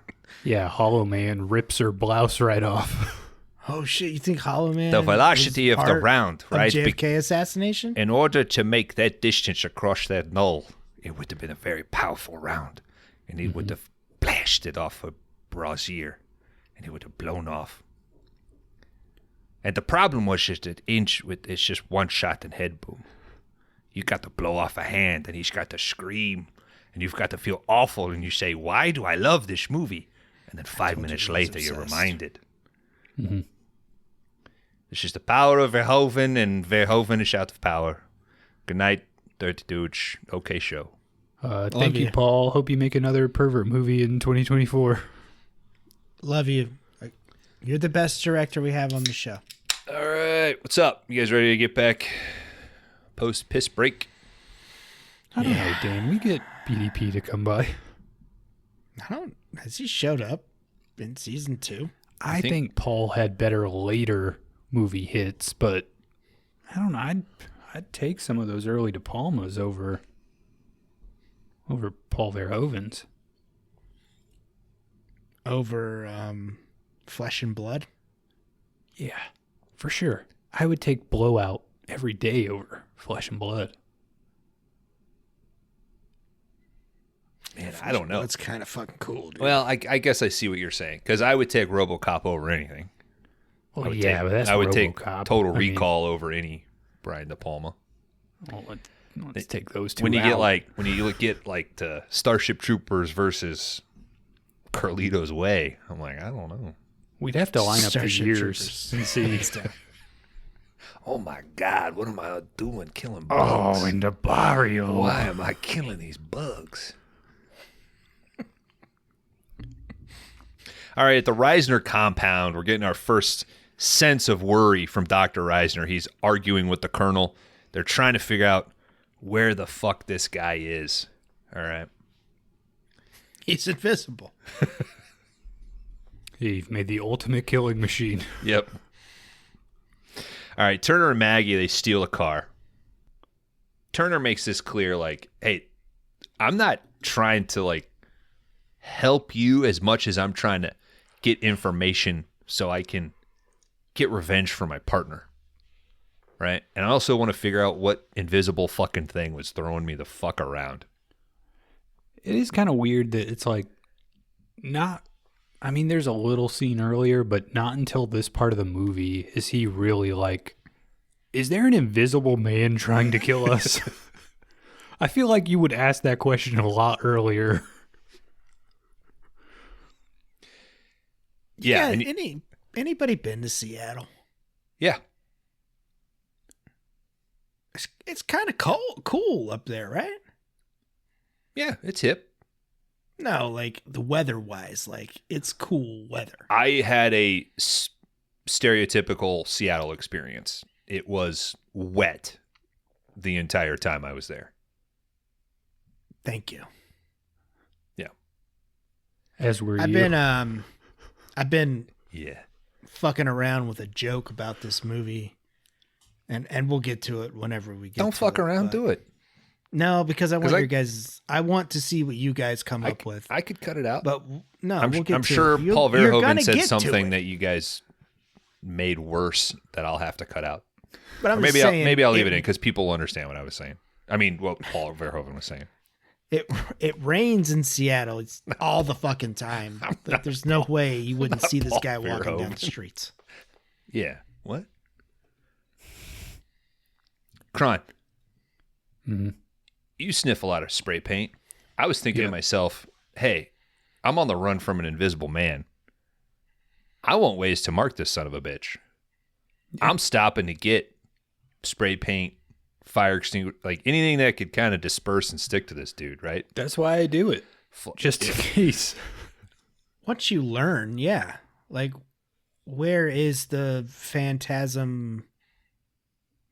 Is it 2 that they go shopping? Yeah, like the little, where's the, that the scene? classic load up. Mm-hmm. Yeah. Yeah, they should have been loading up on spray paints and all kinds of a goo gone. I don't know. You Water never know what'll kill this balloons. guy. A lot of fly paper. Yeah, water balloon full of oil. Slip and slides Paint. with like a bunch of like lube. Maybe you put some dye in the lube. Are you trying to, like, have sex with this guy? I mean, I want to play on the slip and slide while I'm waiting on the Hollow Man to come get me. Mm-hmm. You got to keep morale high, dude. Ooh, hit a rock. Ripped a hole in my scrote. Because I'm naked too. Hollow Man's naked. I got to make it fair, you know. Fair fight. Classic rules of honor, yeah. Don't give him anything to hold on to, you know? All right, Maggie finally cracks.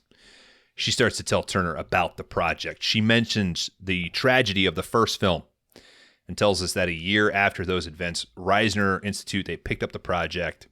It was successful to a point. The compound makes the subject invisible, but it has horrible side effects. And Maggie's job was to come in and try to stabilize the compound, and she developed what we've been referring to as the buffer. I love this scene because her dialogue is literally like, it allows light to pass through you, but it causes radiation. Over time, that will kill your cells. And then this guy is like, just give it to me in plain English, Doc. None of this makes sense. The fuck are you talking about? Just fucking English. Just say it straight. Juice make you no see him. Yeah. Was that so fucking hard? God damn it. More simpler you could have made it for this guy. I was following along like, okay. You mean there was an open, invisible cock flopping around that room when I was getting tossed against a god fucking bookshelf? It's fucking disgusting, Doc. Flashback. We see our new Hollow Man. We finally get to see superstar Christian Slater. Feel like I'm about to blast off. I can't really do it. Sorry. It's his best line. I mean, it's so good. I feel like I'm about to blast off. No, Feel like I'm about to blast off. It's Jack with a little, what do they call it out later? North Carolina. Feel like I'm about to blast off. That's a bad McConaughey. It's a tough. Slater's tough. Yeah. I feel like I'm about to. That's too Owen Wilson. Feel like wow. Feel like I'm about to blast off. Blast off. You're gonna put that. I'm about to blast off. You're gonna put that in my arm, and I'm gonna go away. Wow. I feel like I'm about to blast off. No. Is that Jim Carrey? No. All righty. No lighty. All righty. I feel he's kind of nasally a little. I don't know. Slater? Yeah. Feel like I'm about to blast off. All right. That's a bad Jack, so let me just keep going. Feel like I'm about to blast off. I feel like I'm about to blast off. Are our brains broken? Have we finally... Is this it? This might be it. Hollow Man 2. Are people now hearing what I do in the shower the night before the record when I'm like, all right, Paul V's going to show up, so let me feel like I'm about to blast off. Yeah, that's all right. Okay, then I'm in on that. All right. And guys, we also know it's a flashback because Maggie has different hair. It's all long and luxurious. Mm-hmm. You guys get a Anna Gunn, Skylar White vibe from her, particularly when the hair's long. Yeah. Yeah, a little bit. I don't know. I mean, normally through the movie, I get more like a Danny from The Shining vibe from her. Got a bowl cut on this lady. Hello, man. Yeah, I sent you guys the photo of they're like the blue creatures from Attack of the Clones. They're like the species that cloned, like made the clone army. And that was what I thought of, like fucking massive necks. Mm-hmm. All right. Our Hollow Man's name is Griffin. Okay. Because Michael Griffin. Start going into interchanging Hollow Man and Michael Griffin. Might be a throwback to 1933. Or actually, the actual novel of The Invisible Man. Oh, really? Yeah. Okay. That is, I think we talk about this a lot, like the regret of like, fuck, I should have went and saw that in the theater. Like, why didn't I go? Alamo was doing the 33 version? Yeah, Alamo was doing a double feature of Wolfman and Invisible Man. Oh, shit. And it was I like, would've went to that. I That'd have been a cool double feature. I had the tickets ready, and it was like, are we going to go? But it was like a weird Tuesday sort of thing. But I got Matrix tickets. Fucking stoked. I never saw it in the theater. Like all of them? Or just No, just the first one. one? They're doing... That's the only one you need to watch. They're doing, I guess, all of 2024. They're doing stuff from 90... Was that 98, 99, 84, and then like another year. It was a big thing where it was like peak years in cinema, all of 2024. So Hell yeah. I'm excited. I'm stoked. I hit him up the other day about Zone of Interest. I'm like, when are you guys getting it? And she hit me back. I was like, check on the 20th. And I was like, all right, thanks. Cool. I said, I'll stop in and give you some 5-day rental stickers when I come down. And it said she's seen it. No problem. Still might do it though. Your tickets are voided from here on out. Yeah. So please don't come to the theater. Your face is going to be on a do not serve bulletin board. They've tagged a few like local podcasts from that area. They've tagged a few watch lists on with your Instagram photo. God, I bet Springfield has an incredibly high concentration of podcasts. I've listened to a few. So I'm here with Jimmy B. We're talking about, what do we talk about this week, man? We talking about Predator? Man, look at those fucking muscles. You ever seen Predator? Your dad ever make you watch Predator? Nah, man. I can't. Let me turn my mic off and yell into the laptop mic. Mm-hmm. We went to the Alamo and watched it tonight. I remember my dad had Predator on a VHS because what did we do before we went and seen the movie? Drink some beers. Anyway, like and subscribe, hit that smash, and we'll put out an episode whenever. Who knows? Shout out to We don't stick to Kyle, a consistent schedule. Peter, and David. We know you guys are listening. We'll see you tomorrow in class. We're counting down our top 10 favorite spoilers from 2023. Kron, Dan and I just did what our original podcast was, by the way. So we're allowed to rip on that. That was... Yeah, I know. I listened to it. And at the first year of this podcast. You guessed it on it. Did I tell you guys I got on the old Mac and I listened to some I want to smash that hard drive. to Escape from Missouri? Yeah. You got to shoot nails through it. Yeah. Could not find any, a few BSS, but Yeah. Oof. People are like, what happened to those first 3 Lost 5DR episodes? God, if people heard Escape from Missouri. God.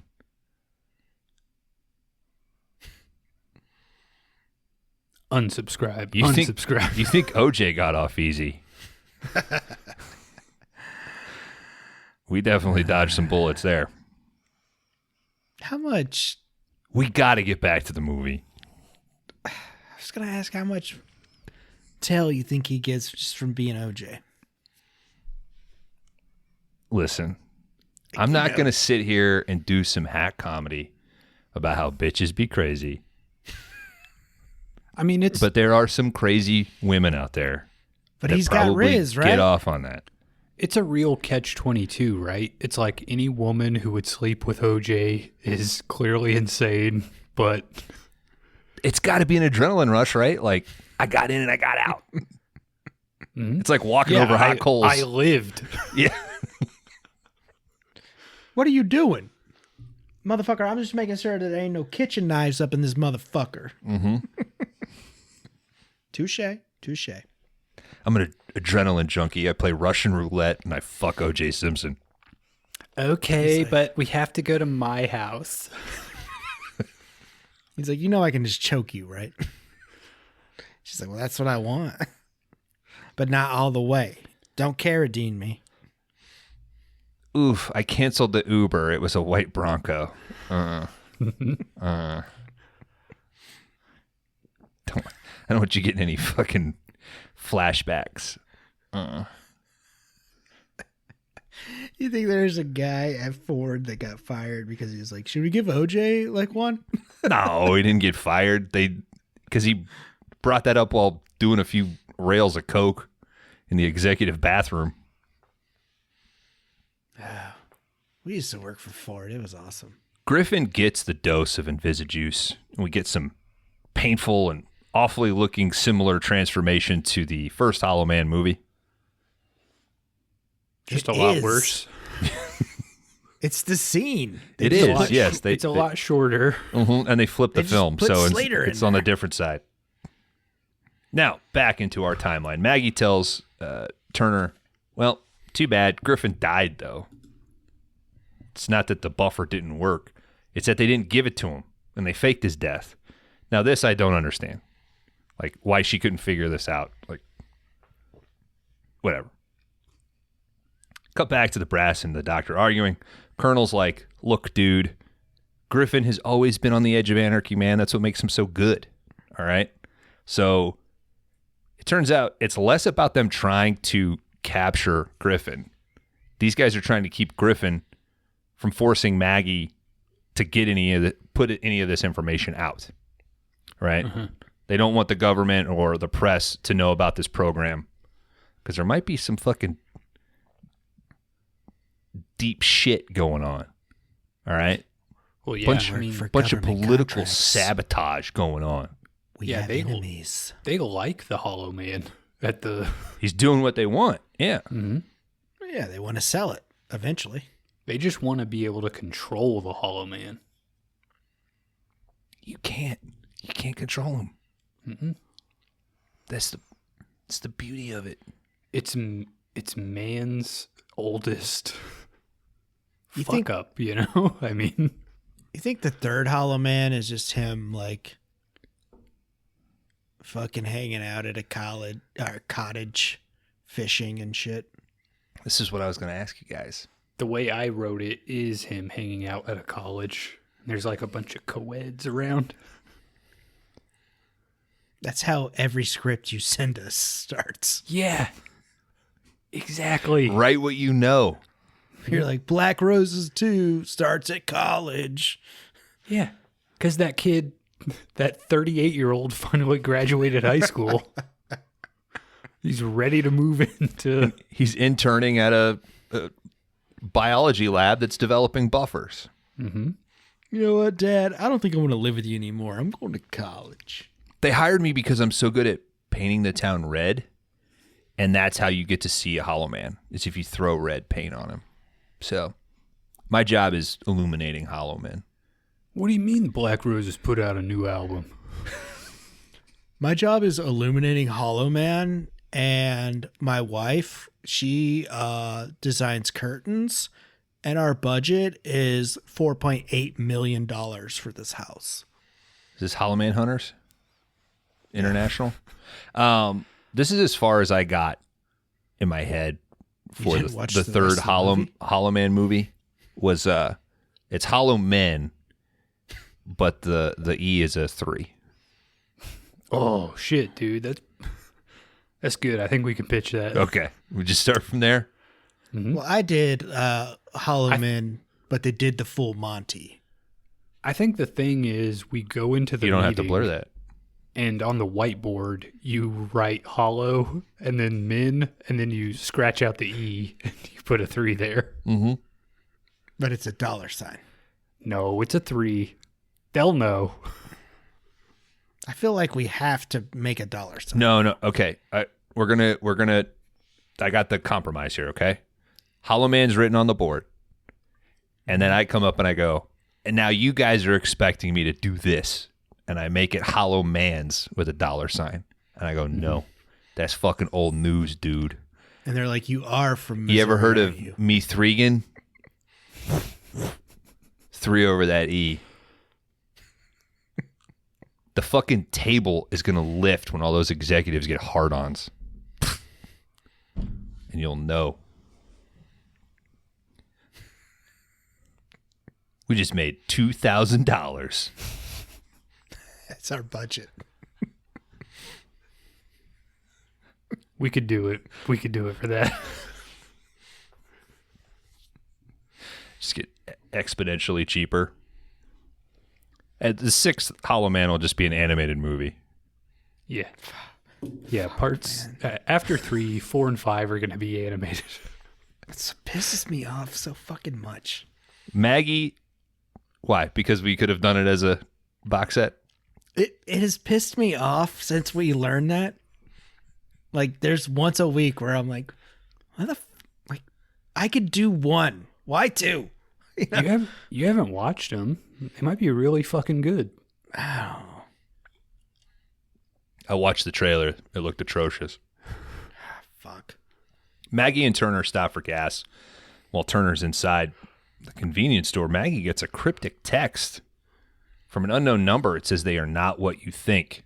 2058 Ludlow. The cell phone ping. Text. At the Reisner Institute, they call the colonel like, we fucking got her. Trace is started, sir. Turner's hounding Maggie about more information about Griffin, and finally she's like, hey, by the way, I got this text. A little back and forth. I think this is where he's like, what are we going to do? And she says, let's just fucking go to Oregon and hide. And he's like, no. And like you said, Kron, she brings up like, in a month, we'll be dead. Won't even be a problem. Yeah, But that's not justice. Run out the clock on this guy. That's not justice for Martinez, damn it. So Turner's like, fuck this. We're going to go check out that cell phone or that text message address. We see the Hollow Man break into Reisner. Now this is fucking cool. We see a dead security guard and then a poor dead janitor just slumped over his little floor Zamboni, just spinning in a circle. Yeah, but they missed an opportunity here. It should have been his own blood that he was cleaning up. We don't got the budget for that dude. He can't make a It's mess on that fucking floor. blood. Well, we don't know where we joined the scene. He could have already cleaned up a good That's fair. majority of That's it. fair. My only other change would have been like it's just a static shot and he just comes into frame and drives across and like hits the wall. But it's spinning in a circle is pretty good. We see Turner. He's outside the fucking rundown location, and he has paid an unhoused person to do some recon on the address. Well, he is really. He's into this, man. He's like, if you ever, I love this undercover shit, man. If you ever need anybody else, fuck yeah. Turner tips him pretty handsomely, so much so that the guy's like, and also I would go in this other side because it smells not as bad. I feel like he kind of added that himself. You think that was an ad lib? Yeah. This dude's really into it. He's good. Colonel's Best getting some actor in the information movie. from He's the method, text. dude. Yeah, it was a real unhoused dude. He's fucked up. There's a lot of them in Seattle. Me and a guy stopped in this little quick stop to get some cigars. And we're very hilly. Seattle is very hilly. And we're walking up, and I stand outside. He goes in. He comes back out. We light the cigars. And now I've been standing at the door. Comes out. The rain's coming down, so we're kind of standing in the, not like quite the stoop, but like the door is recessed, if that makes sense. So I'm standing there, so I'm not standing in the rain, but I didn't want to go in there. We light the cigars and shit, and we're talking. And his eyes just fucking blast open, my friend. And I turn around, and there's two fucking unhoused dudes. And they were like, "You guys got more of those?" And I was like, I tell you what, you can just have mine. And they were fucking ecstatic. I was like, because I didn't even really want one anyway. I was just fucking hammered, and the guy I was with one, and was like, "Here you go." And they were like, "Fuck yeah." And then just took off into the rain and disappeared into the dark. You think they shared that cigar? Yeah. I bet they fought over it. And we threw money at them as they fought. It'd be kind of cute. Couple guys under an overpass just passing a cigar back and forth. Mm-hmm. You want your cut of this cigar or not? Yeah. All right, 1, 2, 3, and then it's my turn. 1, 2, 3, then it's your turn. All right, the Colonel's getting information from the texts about the text message. But it doesn't mean shit because fucking Griffin comes in. Pretty cool fight scene with Griffin and this Colonel. Tossing him around. Pulls his gun. Like Kron said earlier, we see the gun floating in midair. It looks... I love it. I mean... It doesn't look great, but it's fun. But it's fun. It's fun. I mean, it's like an old school Invisible Man gag, you know? It's like there's just a gun floating around in the air by itself.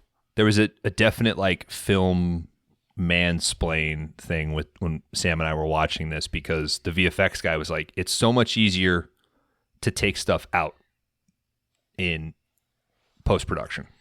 So taking out a pole or taking out a pipe or taking something out so much easier than creating or putting it in from a believability aspect.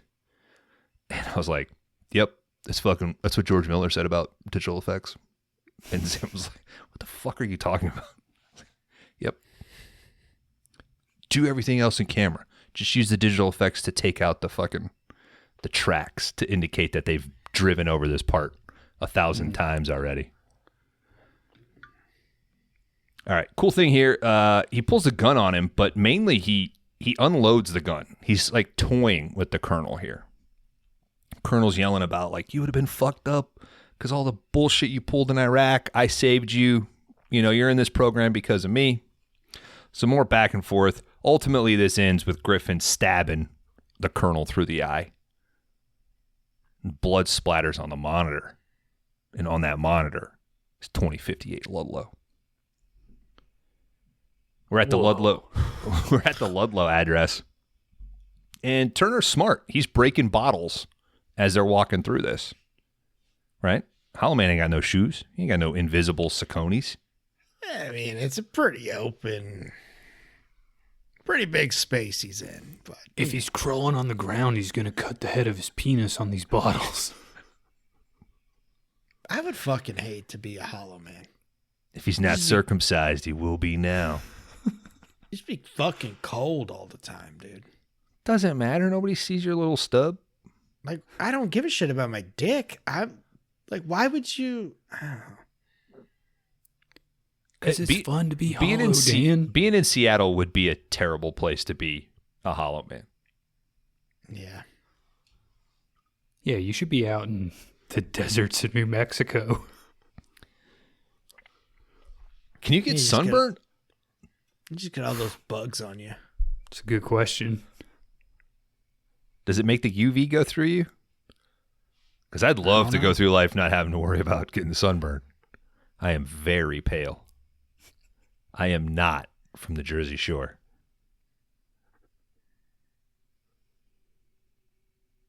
All right. Turner and Maggie are approached by somebody named Tan Laundry. Yeah. So they're cool in my book.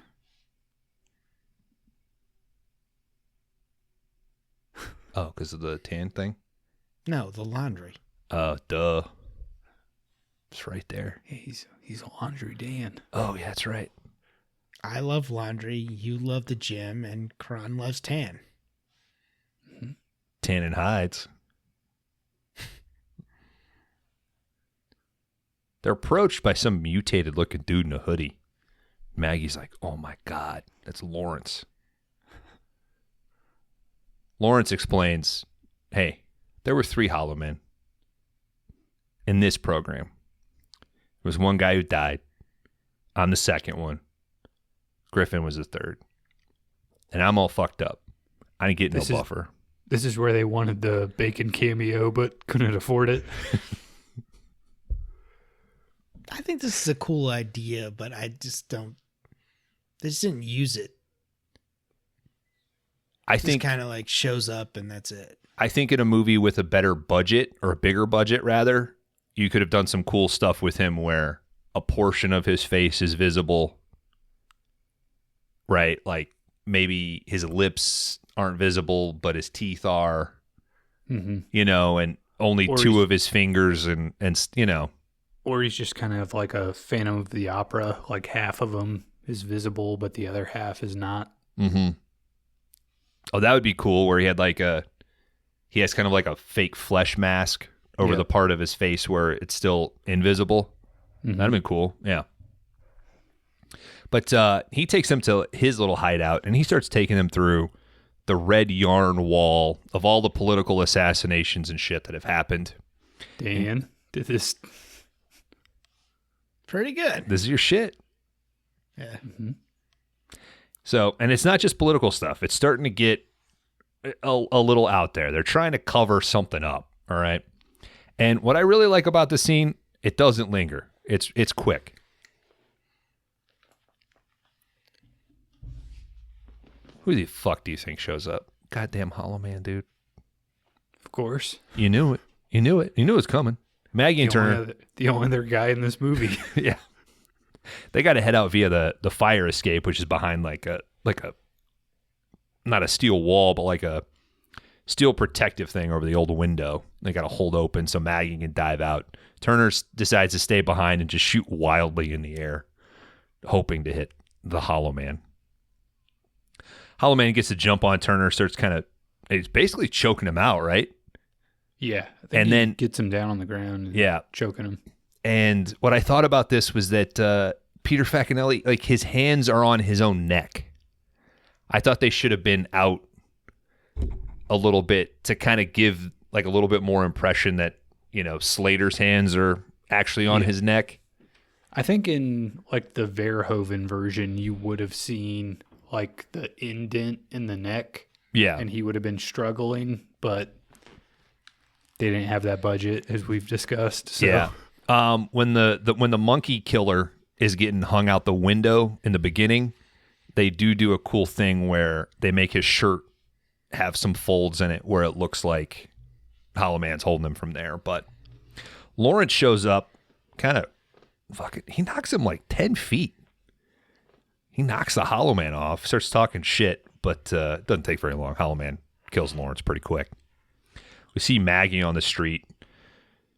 Turner finds her, though. They take off on the, I think it's like a Ford Explorer that they're driving now. I wish it was a Bronco. It's a white Bronco. I wish. You guys are like so fucking obsessed with OJ now. It's not even fucking funny. Cool scene right here where they acknowledge, wait a minute, is he in the fucking car with us? Yeah. So they kind of signal to each other. They both put their seatbelts on. Turner kind of gets his gun ready, slams on the brakes, turns around, holds it. Not there, you know. I did like the direction on this. You could kind of tell it was like they had like kind of a little bit of a smirk, but I thought it's a cool cheap effect to do, and you as the viewer are like, fuck, I'm expecting him to be back there. So it was cool. Turner finally realizes that the best bet is to get Maggie into proper hiding. He laments, like, okay, we got to just get you the fuck away. He's going to throw her on a bus. He says, don't tell me where you're going. Go somewhere, lay low. And she's now having a change of heart. She wants to go meet somebody at the Times, some contact. She wants to leak all this hot goss, man. She can't be responsible. Killing all these poor people. Turner agrees to help. Maggie says, But I'd like to call my sister. Okay. And tell her that I'm going to miss the next poetry slam. I want her to hear it from me, not from a cop. So lots of good 5DR characters at that poetry slam. I mean, It's a good time. All right. What do we quickly cut to? We cut to the goddamn Hollow Man kidnapping Heather. Which you don't have to do. You just show a window and you hear some screams. We get it. We're smart. We rented Hollow Man 2. We're an intelligent audience.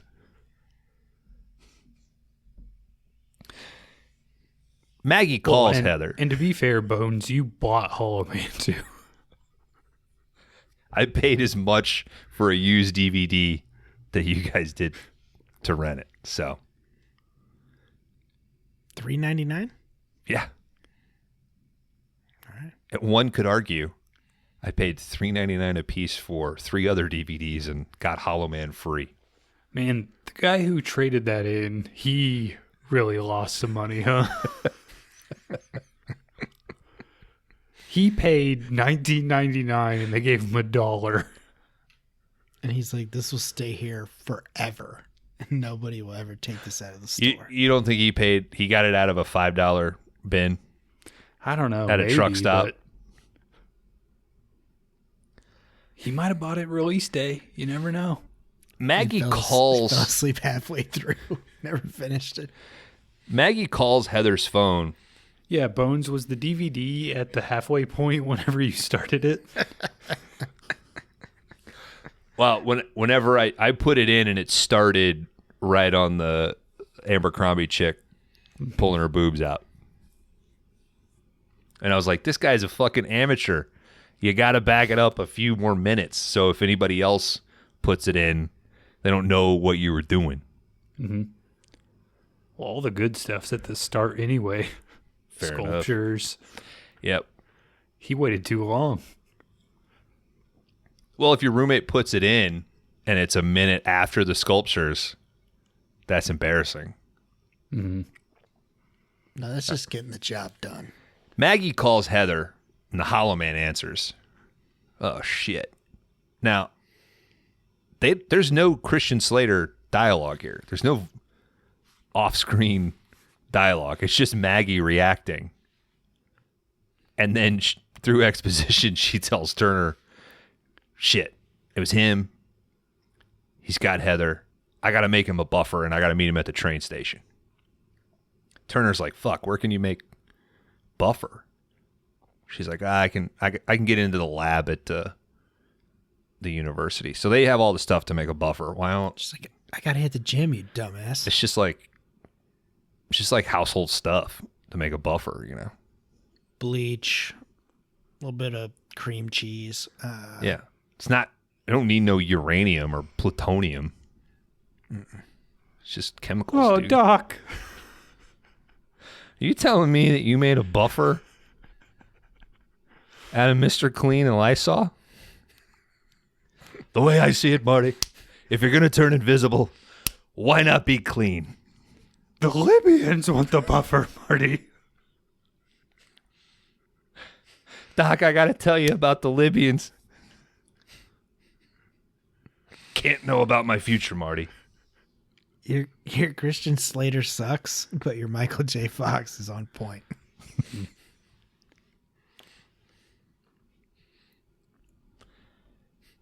At the train station, Turner is kind of hidden behind this kiosk, like a, you know, because people buy video cameras at train stations, and finds a video camera that conveniently has night vision on it. It is the mid-2000s, right? It's so hot. That's so hot. People got to have night vision. Also, at that point, like, this scene revolves around, like, a security guard is like, this guy's going to fucking steal that camera. Just go buy the fucking camera, dude. Like, It's the worst casting because this dude does not look like anybody who should have any authority. I feel like that's most security guards in real life, though. Maybe it's brilliant casting. Hey, we can argue all we want about whether or not I could take Liam Neeson, and I fold Mike Tyson would beat the shit out of me. I don't think I've ever seen a security guard that I couldn't fucking manhandle. Or Well, outrun. to be fair, I don't know if I've ever seen a security guard I couldn't. Okay. Outrun is a great low point. bar. Yeah. We got a gun. Let's run. Wearing their fucking slacks that are 3 sizes too big. Either too big or too small. They're never right. They have security guard at this. They have security guards at one of the grocery stores not far from me, and it's just a kid on his cell phone, and he's got a giant hat, and he has it like folded, like tilted down. It's like, dude, everybody knows you're just playing on your phone. Like, He can't see anybody you're stealing shit. you're not the sleeping cowboy fucking silhouette. You got all black shoes on with a white tube socks. I'm pretty sure. Pretty sure I can win this one. If you were to run after me, your shirt's so big, that badge would be fucking flopping and hitting you in the chin. You're going to bite your own tongue. All right. So Turner is using this video camera, and he's kind of looking down the corridors, and he's hoping that he can see the Hollow Man show up. Maggie's walking around. She's looking for Heather. She finds Heather, and Heather's freaking out. She's like, oh, my God, you missed fucking the best poem I've ever heard. Maggie's like, there's no time for that right now. God damn it. Hollow Man comes up, grabs Maggie, fucking pulls her into this little boutique shop, puts her into the dressing room, and he's like, all right, start taking off your clothes. She's like, what? Take off your fucking clothes. Now, you might think, this guy's a perv, but he's going to turn her invisible. This is the best way to get her out unnoticed. And she can't have clothes and be visible. Right? Just fucking floating clothes. They can't shoot that. It's too expensive. So we got to tease you with the possible nudity of this beautiful woman. Gorgeous. Meanwhile, Turner's dealing with this security guard who's finally like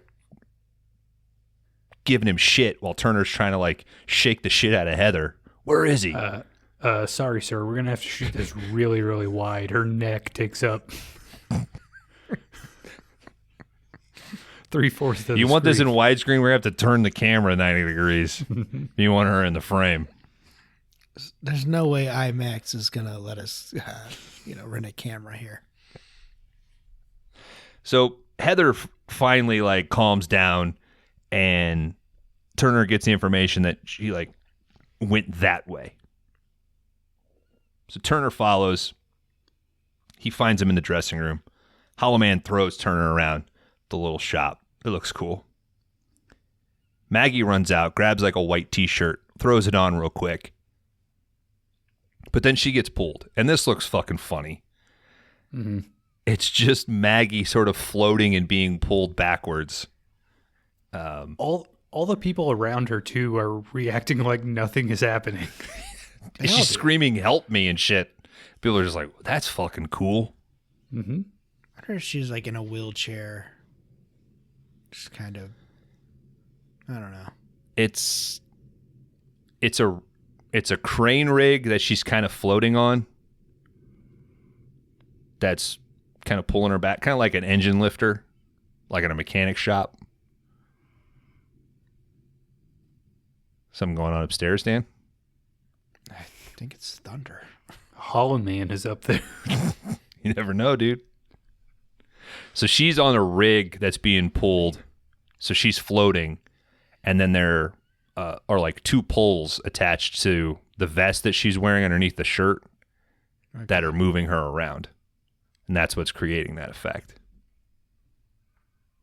Dr. Reisner, a bunch of SWAT dudes show up. Reisner's fucking trigger happy, dude. He's fucking ready. He grabs a camera and a gun. He's like, fuck it, I'm going to do it myself. But while this is going on, Turner gets conscious, and he's like, oh, fuck, Invisijuice. And guys, Hollow Man 2, we're getting 2 Hollow Mans. Whoa, shit. Fucking hardcore. Reisner out in the fucking front lawn, the train station, using his night vision, looking around, and he sees flashes something. He thinks, oh, that's my Hollow Man. Runs out, gets jumped by somebody, and he's like, fucking Griffin, dude, I got buffer, dude. Chill the fuck out, all right? Come back in, I got buffer. And it's Turner. Turner's like, I ain't fucking Griffin, dude. Reisner gets hit by a fucking car. Dead. Looks great. Looks awesome. We're at the university lab. Hollow Man's wearing some burn victim clothing, things that they wear to protect their skin because they're super sensitive to UV and stuff. Great way to make this cheap, right? You actually get Christian Slater on the set interacting with her. Like I told you guys in the special features, when they interview him, this is what he's wearing. Like the whole time. I thought it was funny. Like him just talking and his mouth moving behind the thing. Mm-hmm. He's like, what a great opportunity to fill in after my hero, Kevin Bacon. And then at the end of the special features, they ask all the people they interview, what would you do if you were invisible? And he was like, it wouldn't be legal. I'd be in real trouble. Like, he's the only person out of everybody to admit, like, oh yeah, the power would go to my head. I do all the stuff that you see in Hollow Man 2. And 1. Especially 1. Kevin Bacon's so lucky. Instead of Elizabeth Shue, it'd be Kevin Bacon. Maggie has made some buffer. She's about to administer it to Griffin, and Griffin's like, I ain't dumb. You pump some of that in you, and we're gonna share that needle. All right. So, sure enough, Maggie gives herself some injection of the buffer, then gives some to Griffin. Hey, don't share needles. No. It's a bad thing to do. We used to do that on the show. We used to tell the listener it's a bad thing to do. It's bad. It's bad. Don't do it. Yeah, take that needle out of your arm, listener. Give that back to the guy that gave it to you. Mm-hmm. Hey, you got one of those for us? How much you pay for that? You guys can just have this one. All right. Griffin, he's in fucking invigorated, man. Everything that he's killed for, he's ready. He's got the buffer. He's going to live forever. He's going to be invisible. Such power. This is exciting him. And Maggie is turning him on, and he's getting a little aggressive. She had used basically a spray paint before she did the injection to kind of identify where the vein was so she could give it to him. So while he's kind of holding her around and being real aggressive, she grabs some of that, sprays him in the face. Now, it doesn't look good here because theoretically his eyelids should have all that, but they can't really create that. So it's just the mask that he's wearing that has it. She takes off down the hallway. He gives chase. Bam! He gets a taste of his own medicine because fucking Invisi-Turner is there, and he's throwing his ass around. Turner grabs a fire extinguisher, knocks him out, and then throws him out of a 3-story window, man. Now, this is what's cool. They don't just assume he's dead. Turner goes down. He wants to put eyes on a invisible body. Make sure this guy's dead. But it's just loose clothes. And then we got a double Hollow Man duel in the rain, dude. Back and forth. Pipe swinging. Griffin throws Turner over a ledge. He falls like 12 feet. It's kind of hard to figure out which mocap man to be rooting for at this point in the movie. It's not shot great. It's kind of like you lose track of who's where. They're doing what they can. Yeah.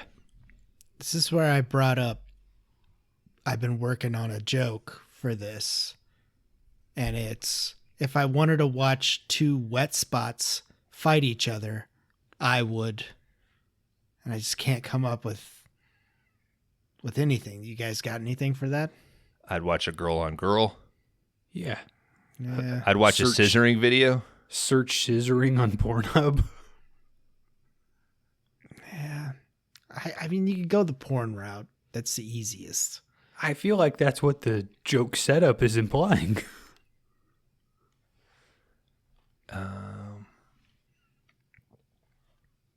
Let me think about it. We're so close here. Yeah. We're so close. Maggie comes out, and she's been trying to, like, yell at which invisible man she thinks is Turner and, like, give some aid.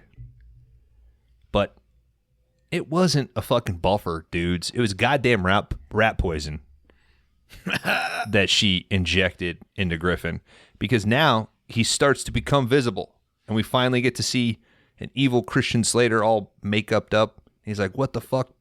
Why does He's that like- make him visible?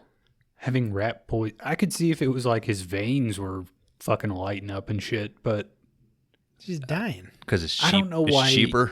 rat poison defeats Invisijuice. It's cheaper. Because we got to end this somehow, Kron. Well, yeah, but Maybe they instead of it being rat poison, it should have been a anti-Invisijuice, and it just made her even more visible. Like she got even more pale. Like she started to glow. it would have been cool if she was like at this Mother point in the Mary. movie, if there was a flashback where she had like Gus Fringed and she was like, I've been taking rat poison every day for the last 3 years.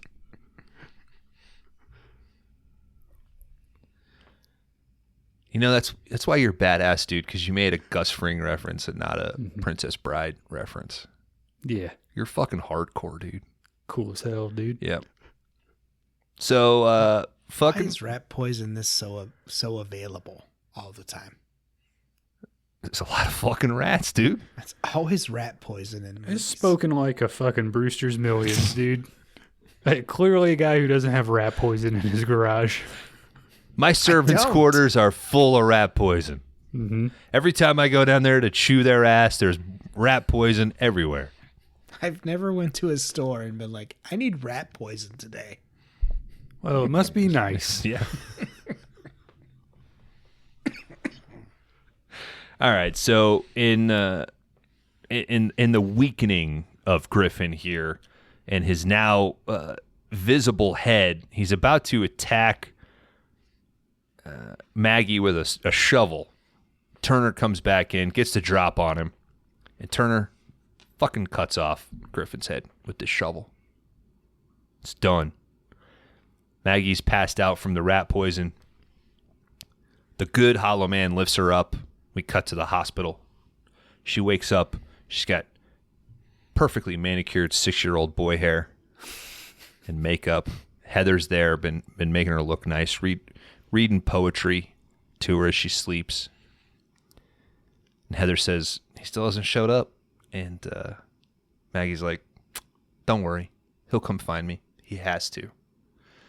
Our camera pans down and we see a Hollow Man in a hoodie. Turns the camera. We see nothing. Poof, the end. Hollow Man 2, 2006. Dan, All right, gentlemen.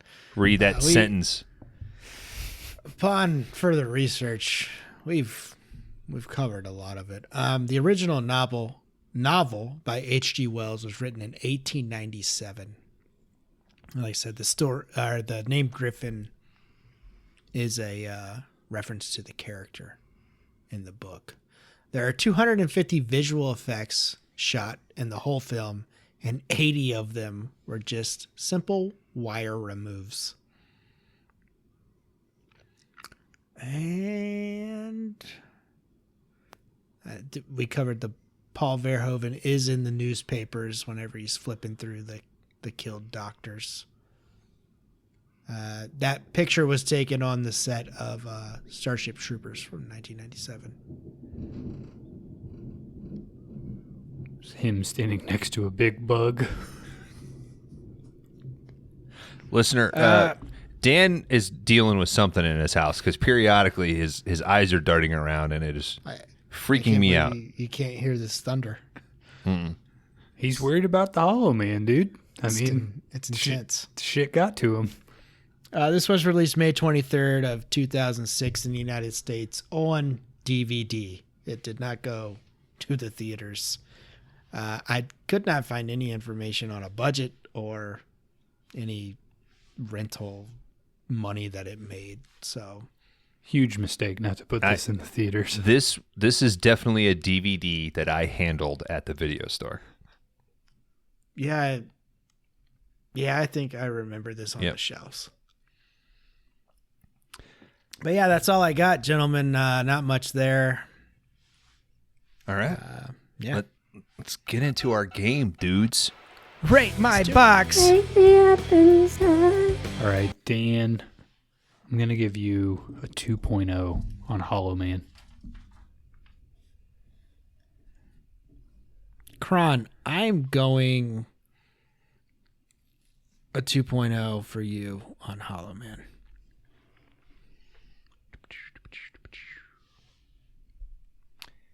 Dan 2.0, Kron 2.0. All right, guys. Hollow Man 2. This is nowhere near as good as Hollow Man 1. Paul Verhoeven, you bring in a guy like that, and I think it really goes to show like what having a good director can do for a movie. I think he understood that you need to lean into both the visual aspects of creating a Hollow Man. I think that works really well in Hollow Man 1. And I think he also realized, hey, we have to be somewhat interested in the Hollow Man himself for the movie to work. This movie does kind of get into a little bit, to me, like, let's focus on everybody else in the movie besides the Hollow Man.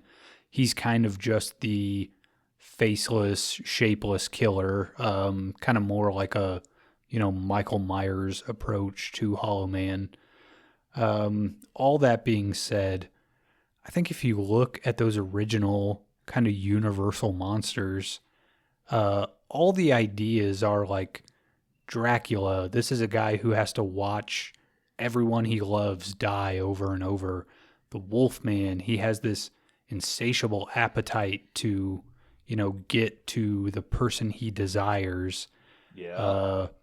Creature of the Black Lagoon is like, this is a misunderstood person that has a good heart. I think even at the original Universal Monsters level, Hollow Man or Invisible Man is just kind of like, I think this guy's just a little invisible pervert. And it's hard for me to hate any Hollow Invisible Man movies. I'm going to land at a 2.5 on this thing. Pretty good. Definitely worth a watch. I don't know, man. There's just something about the Hollow Man that entertains me. The idea of it is fun as hell. You get a gun floating around. It's a good watch. Danimal. All right. Hollow Man 2 from 2006. I will not be as nice as Kron Howard here.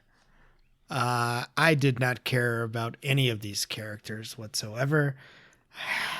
3/4 of this movie is them driving in a car, which he slams on the brakes on 3 of the cars that he has. I feel like if you threw $2 million at 5-day rentals and said make a Hollow Man 3, we could probably come up with a better movie than Hollow Man 2. I cannot believe this was the script for 1. I don't blame Verhoeven for changing any of this. Again, why did he put his name on this? I went back today and rewatched and just tried to find more to appreciate. And I said, I like the opening scene. I like the reactions of when they're downtown and he's pushing people out of the way. Those reactions. I don't know. I didn't care. I feel like the scene with like them filming each other, like why was he even there for that? I don't know. I just feel I was excited when we knew we did Hollow Man that there was a 2, and I was like, I know eventually that's coming to the show. So I'm excited to see that. I just felt like there could have been so much more done with it. And I know budget and all that, judge what we have and what we could have had, not what we could have had. But I'm a 1.5 on this. It just didn't hit with me. I don't know. The acting I didn't think was that great. I like that Christian Slater's in this. I could have used a little more, I thought. But yeah, that's where I stand. I tried. And like, no offense to Bones. I think, you get what you get. Sometimes it just doesn't hit. Dan, I did this for the show. I did this for us. I'm going to be I know it was coming. I think I'm going to be more than a little nicer than Dan is. Yeah. So this script was just laying around, right? Somebody had $150,000. Was like, hey, we could maybe do that. And they found a guy, and I think he did a pretty good job with his budget, all things considered, man. It was kind of fun to see something from the mid-2000s that had bad CG and really great practical effects. It's fun. I think it is pretty successful considering it had 1/100th of the budget. I think that's important. So going into my score, this thing gets a 0.5 because of that. I think the script has momentum. This is a pretty standard guy's gone rogue after somebody, the government's involved, there's some wide open or some conspiracy that we blast open 75% through the movie, and we figure this out, and you just try to rush the end. This movie doesn't really hold on any scenes way too long. Yeah, there's a lot of driving, but those are the exposition dumps. And I feel like your Hollow Man sequences are spaced out in quite well. Slater's a good choice for the voice alone. And there's several creative bits, I think. I kind of threw over the blind lady in the elevator. That's an interesting take. The seatbelt bit, I think, is fun. Dead janitor on a little floor Zamboni. The movie has some humor. Faults. I don't know if is the script dialogue just bad, or because of the budget we got some sort of mid-level acting. It's all pretty stale, but it's all pretty in service to the movie. Hey, all movies start at a 3 for me, and this thing never really dropped down, so 3.0.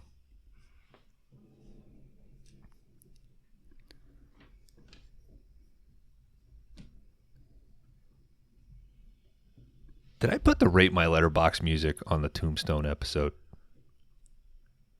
I don't remember. I don't think I did. All right. All right, guys. Hollow Man 2 would have an average rating from the three of us of 2.33. This bad boy would end up at number 103 on the big list. This would currently be right below Robot Jocks and right above Nemesis. How the fuck is this below Nemesis? Dan. This is above Or Nemesis. above Nemesis, sorry. It's below Robot Jocks. Shit, maybe I need to look at all that. It's also above classics like Tough Guys Don't Dance and MXP and Pinocchio's Revenge. I will say, Kron, I think I gave Hollow Man a 3. And that might be too low, right? I think, that's why we have the rewind. That's why we discuss it, In hindsight, things stick with you. I think my 3 for Hollow Man might have been too low. Kron, what did I give Hollow Man? Probably 2. Let's see. You loved it. You gave it a 2. I thought I gave it a 3.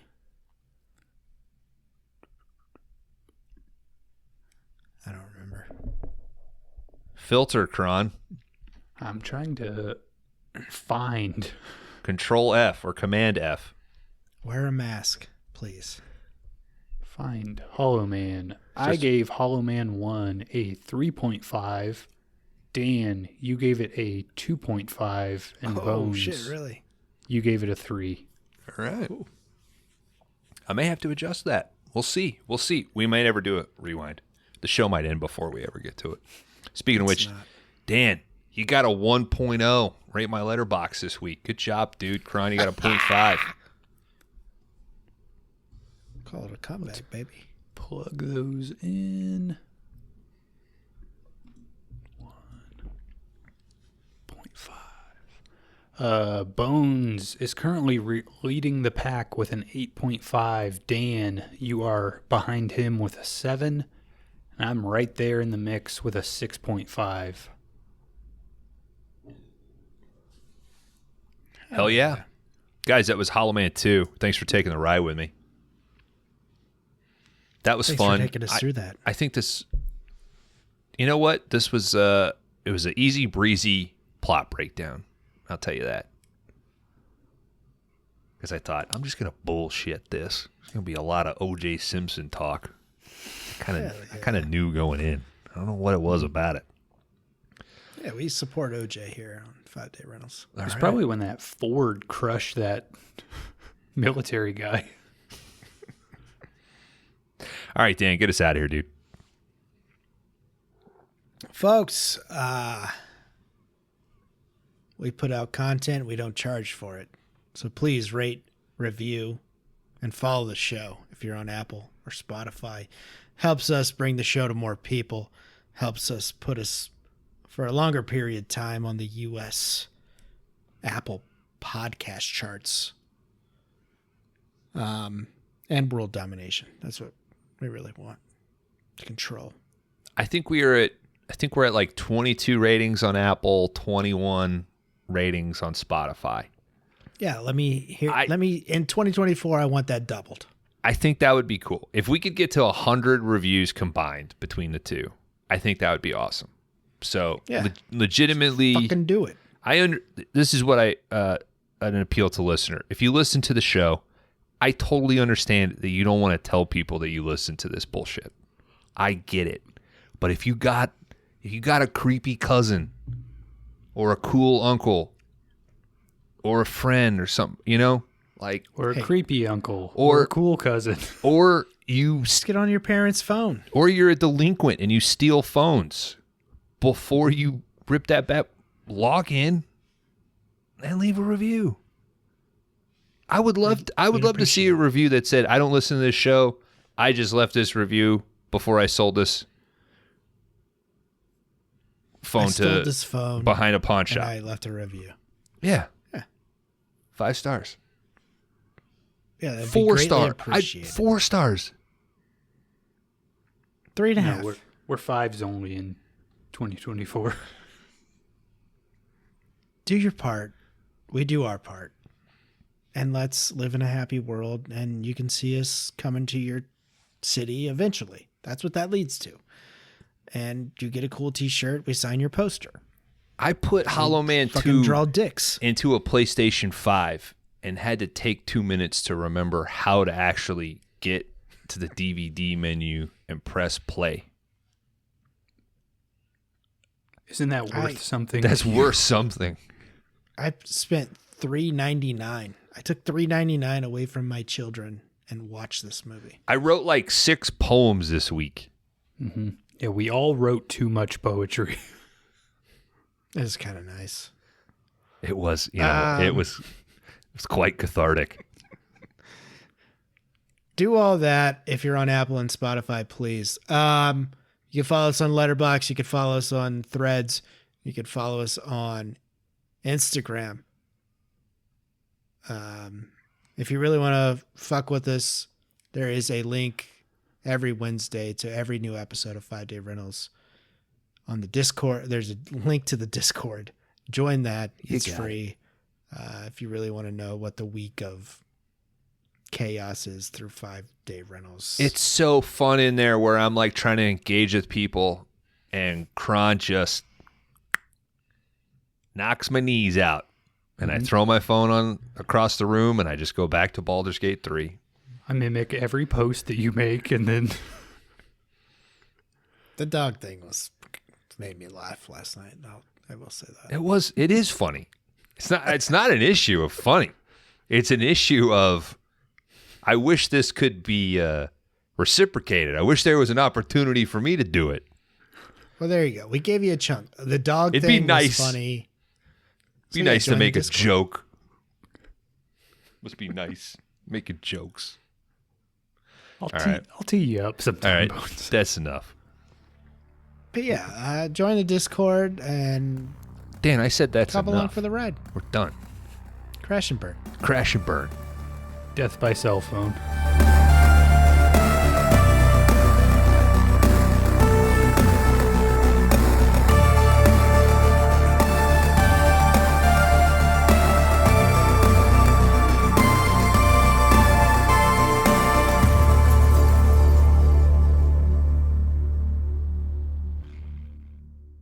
Hey, folks, welcome back. We just went through Hollow Man 2. Hey, man. And hey You guys, seen Kron? Y'all cleaned up? You seen Kron? I don't know. He was slipping and sliding all over the floor and shit. I lost him in the steam. You know, he covered himself in whiteout, and he was like standing up against the tile wall in the shower. He didn't do the lines. I know. That's why I could see him. Yeah. He's right behind you, by the way. He's still covered in see white. you, dude. He's like pretending like a gun's floating. That's a real You've gun. never been more visible, dude. Yeah, but the bullets aren't. I think he thinks the white will come out in post. I think that's like the worst color to try to pull out. Yeah, just put me out in post, dude. It's like I'm a wire. Just pull me out. I didn't know we had that tech here. We'll never have a video podcast, so it doesn't matter. Nobody needs to see our faces. I don't know. Look at this. I drink Look at this. too much, and they're going to be like, this dude drinks 17 beers an episode. It's the same beer. I only Well, drink. you buy those 17 packs. I only drink 4 beers, sometimes 3. But, they don't know that. If it comes in Anyway. a 6-pack, you had a beer. Right? I don't count the number of French fries I eat. I say I had French fries. I had one order count. of French fries. Yeah, I count 6-packs as 1. Yeah. You buy 2 6-packs, that's 2. What about 3? That's 3. That's why you just buy a case, and it's always one. Yeah, 24 is 1. It's whatever you want. Math is up to you. I take a marker into the store, and if it says 30-pack, I scribble out the 3. And when I scan it, I'm like, there's none in here. Want a refund? There's 0. Look at the box. I wrote 50 packs, so you owe me 20 more beers. I call that a hollow can. Hell yeah, dude. That's a 360. I always just ring my case up as a banana and then leave. Do you weigh it? No.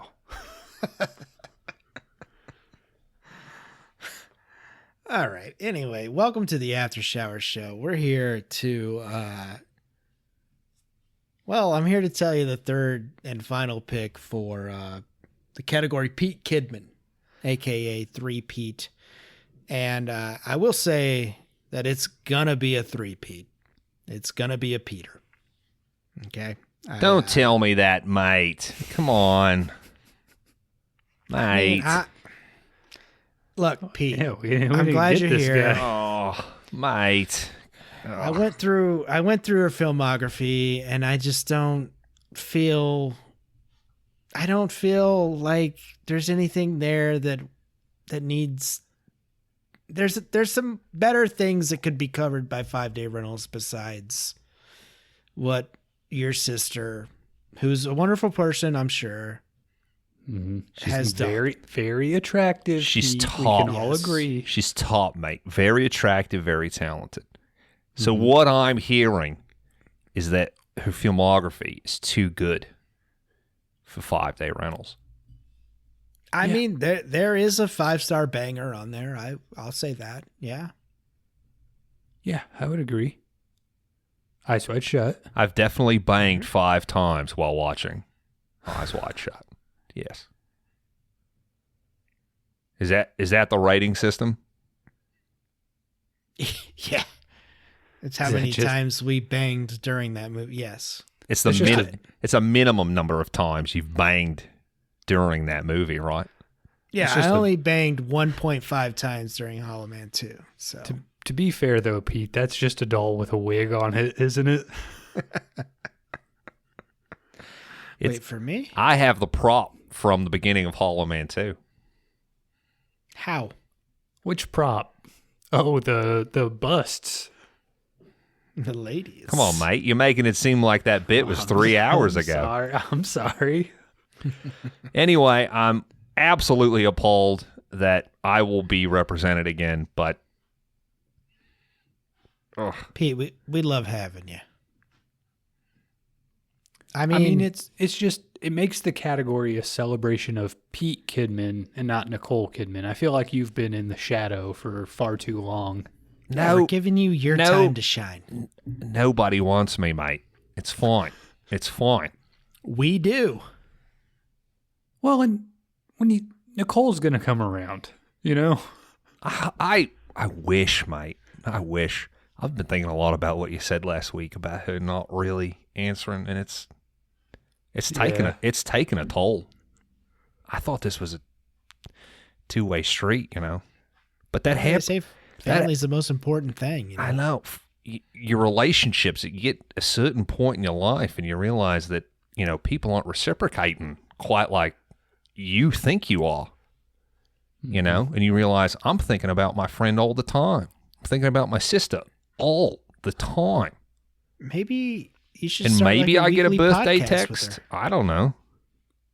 Oh, I would love that, mate.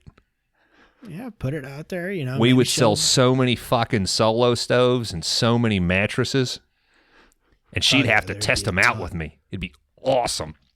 Yeah, you just if you get sponsored by Solo Soap, send us some our way. You know, we won't. They're not that smokeless, by the way. There's still smoke. There's still a little smoke. Yeah, Still Cheech and Chonging, huh? it ain't that much, but it's like you got to have a hot, hard wood. You know. I know what you're talking Yeah, about. yeah. Yeah.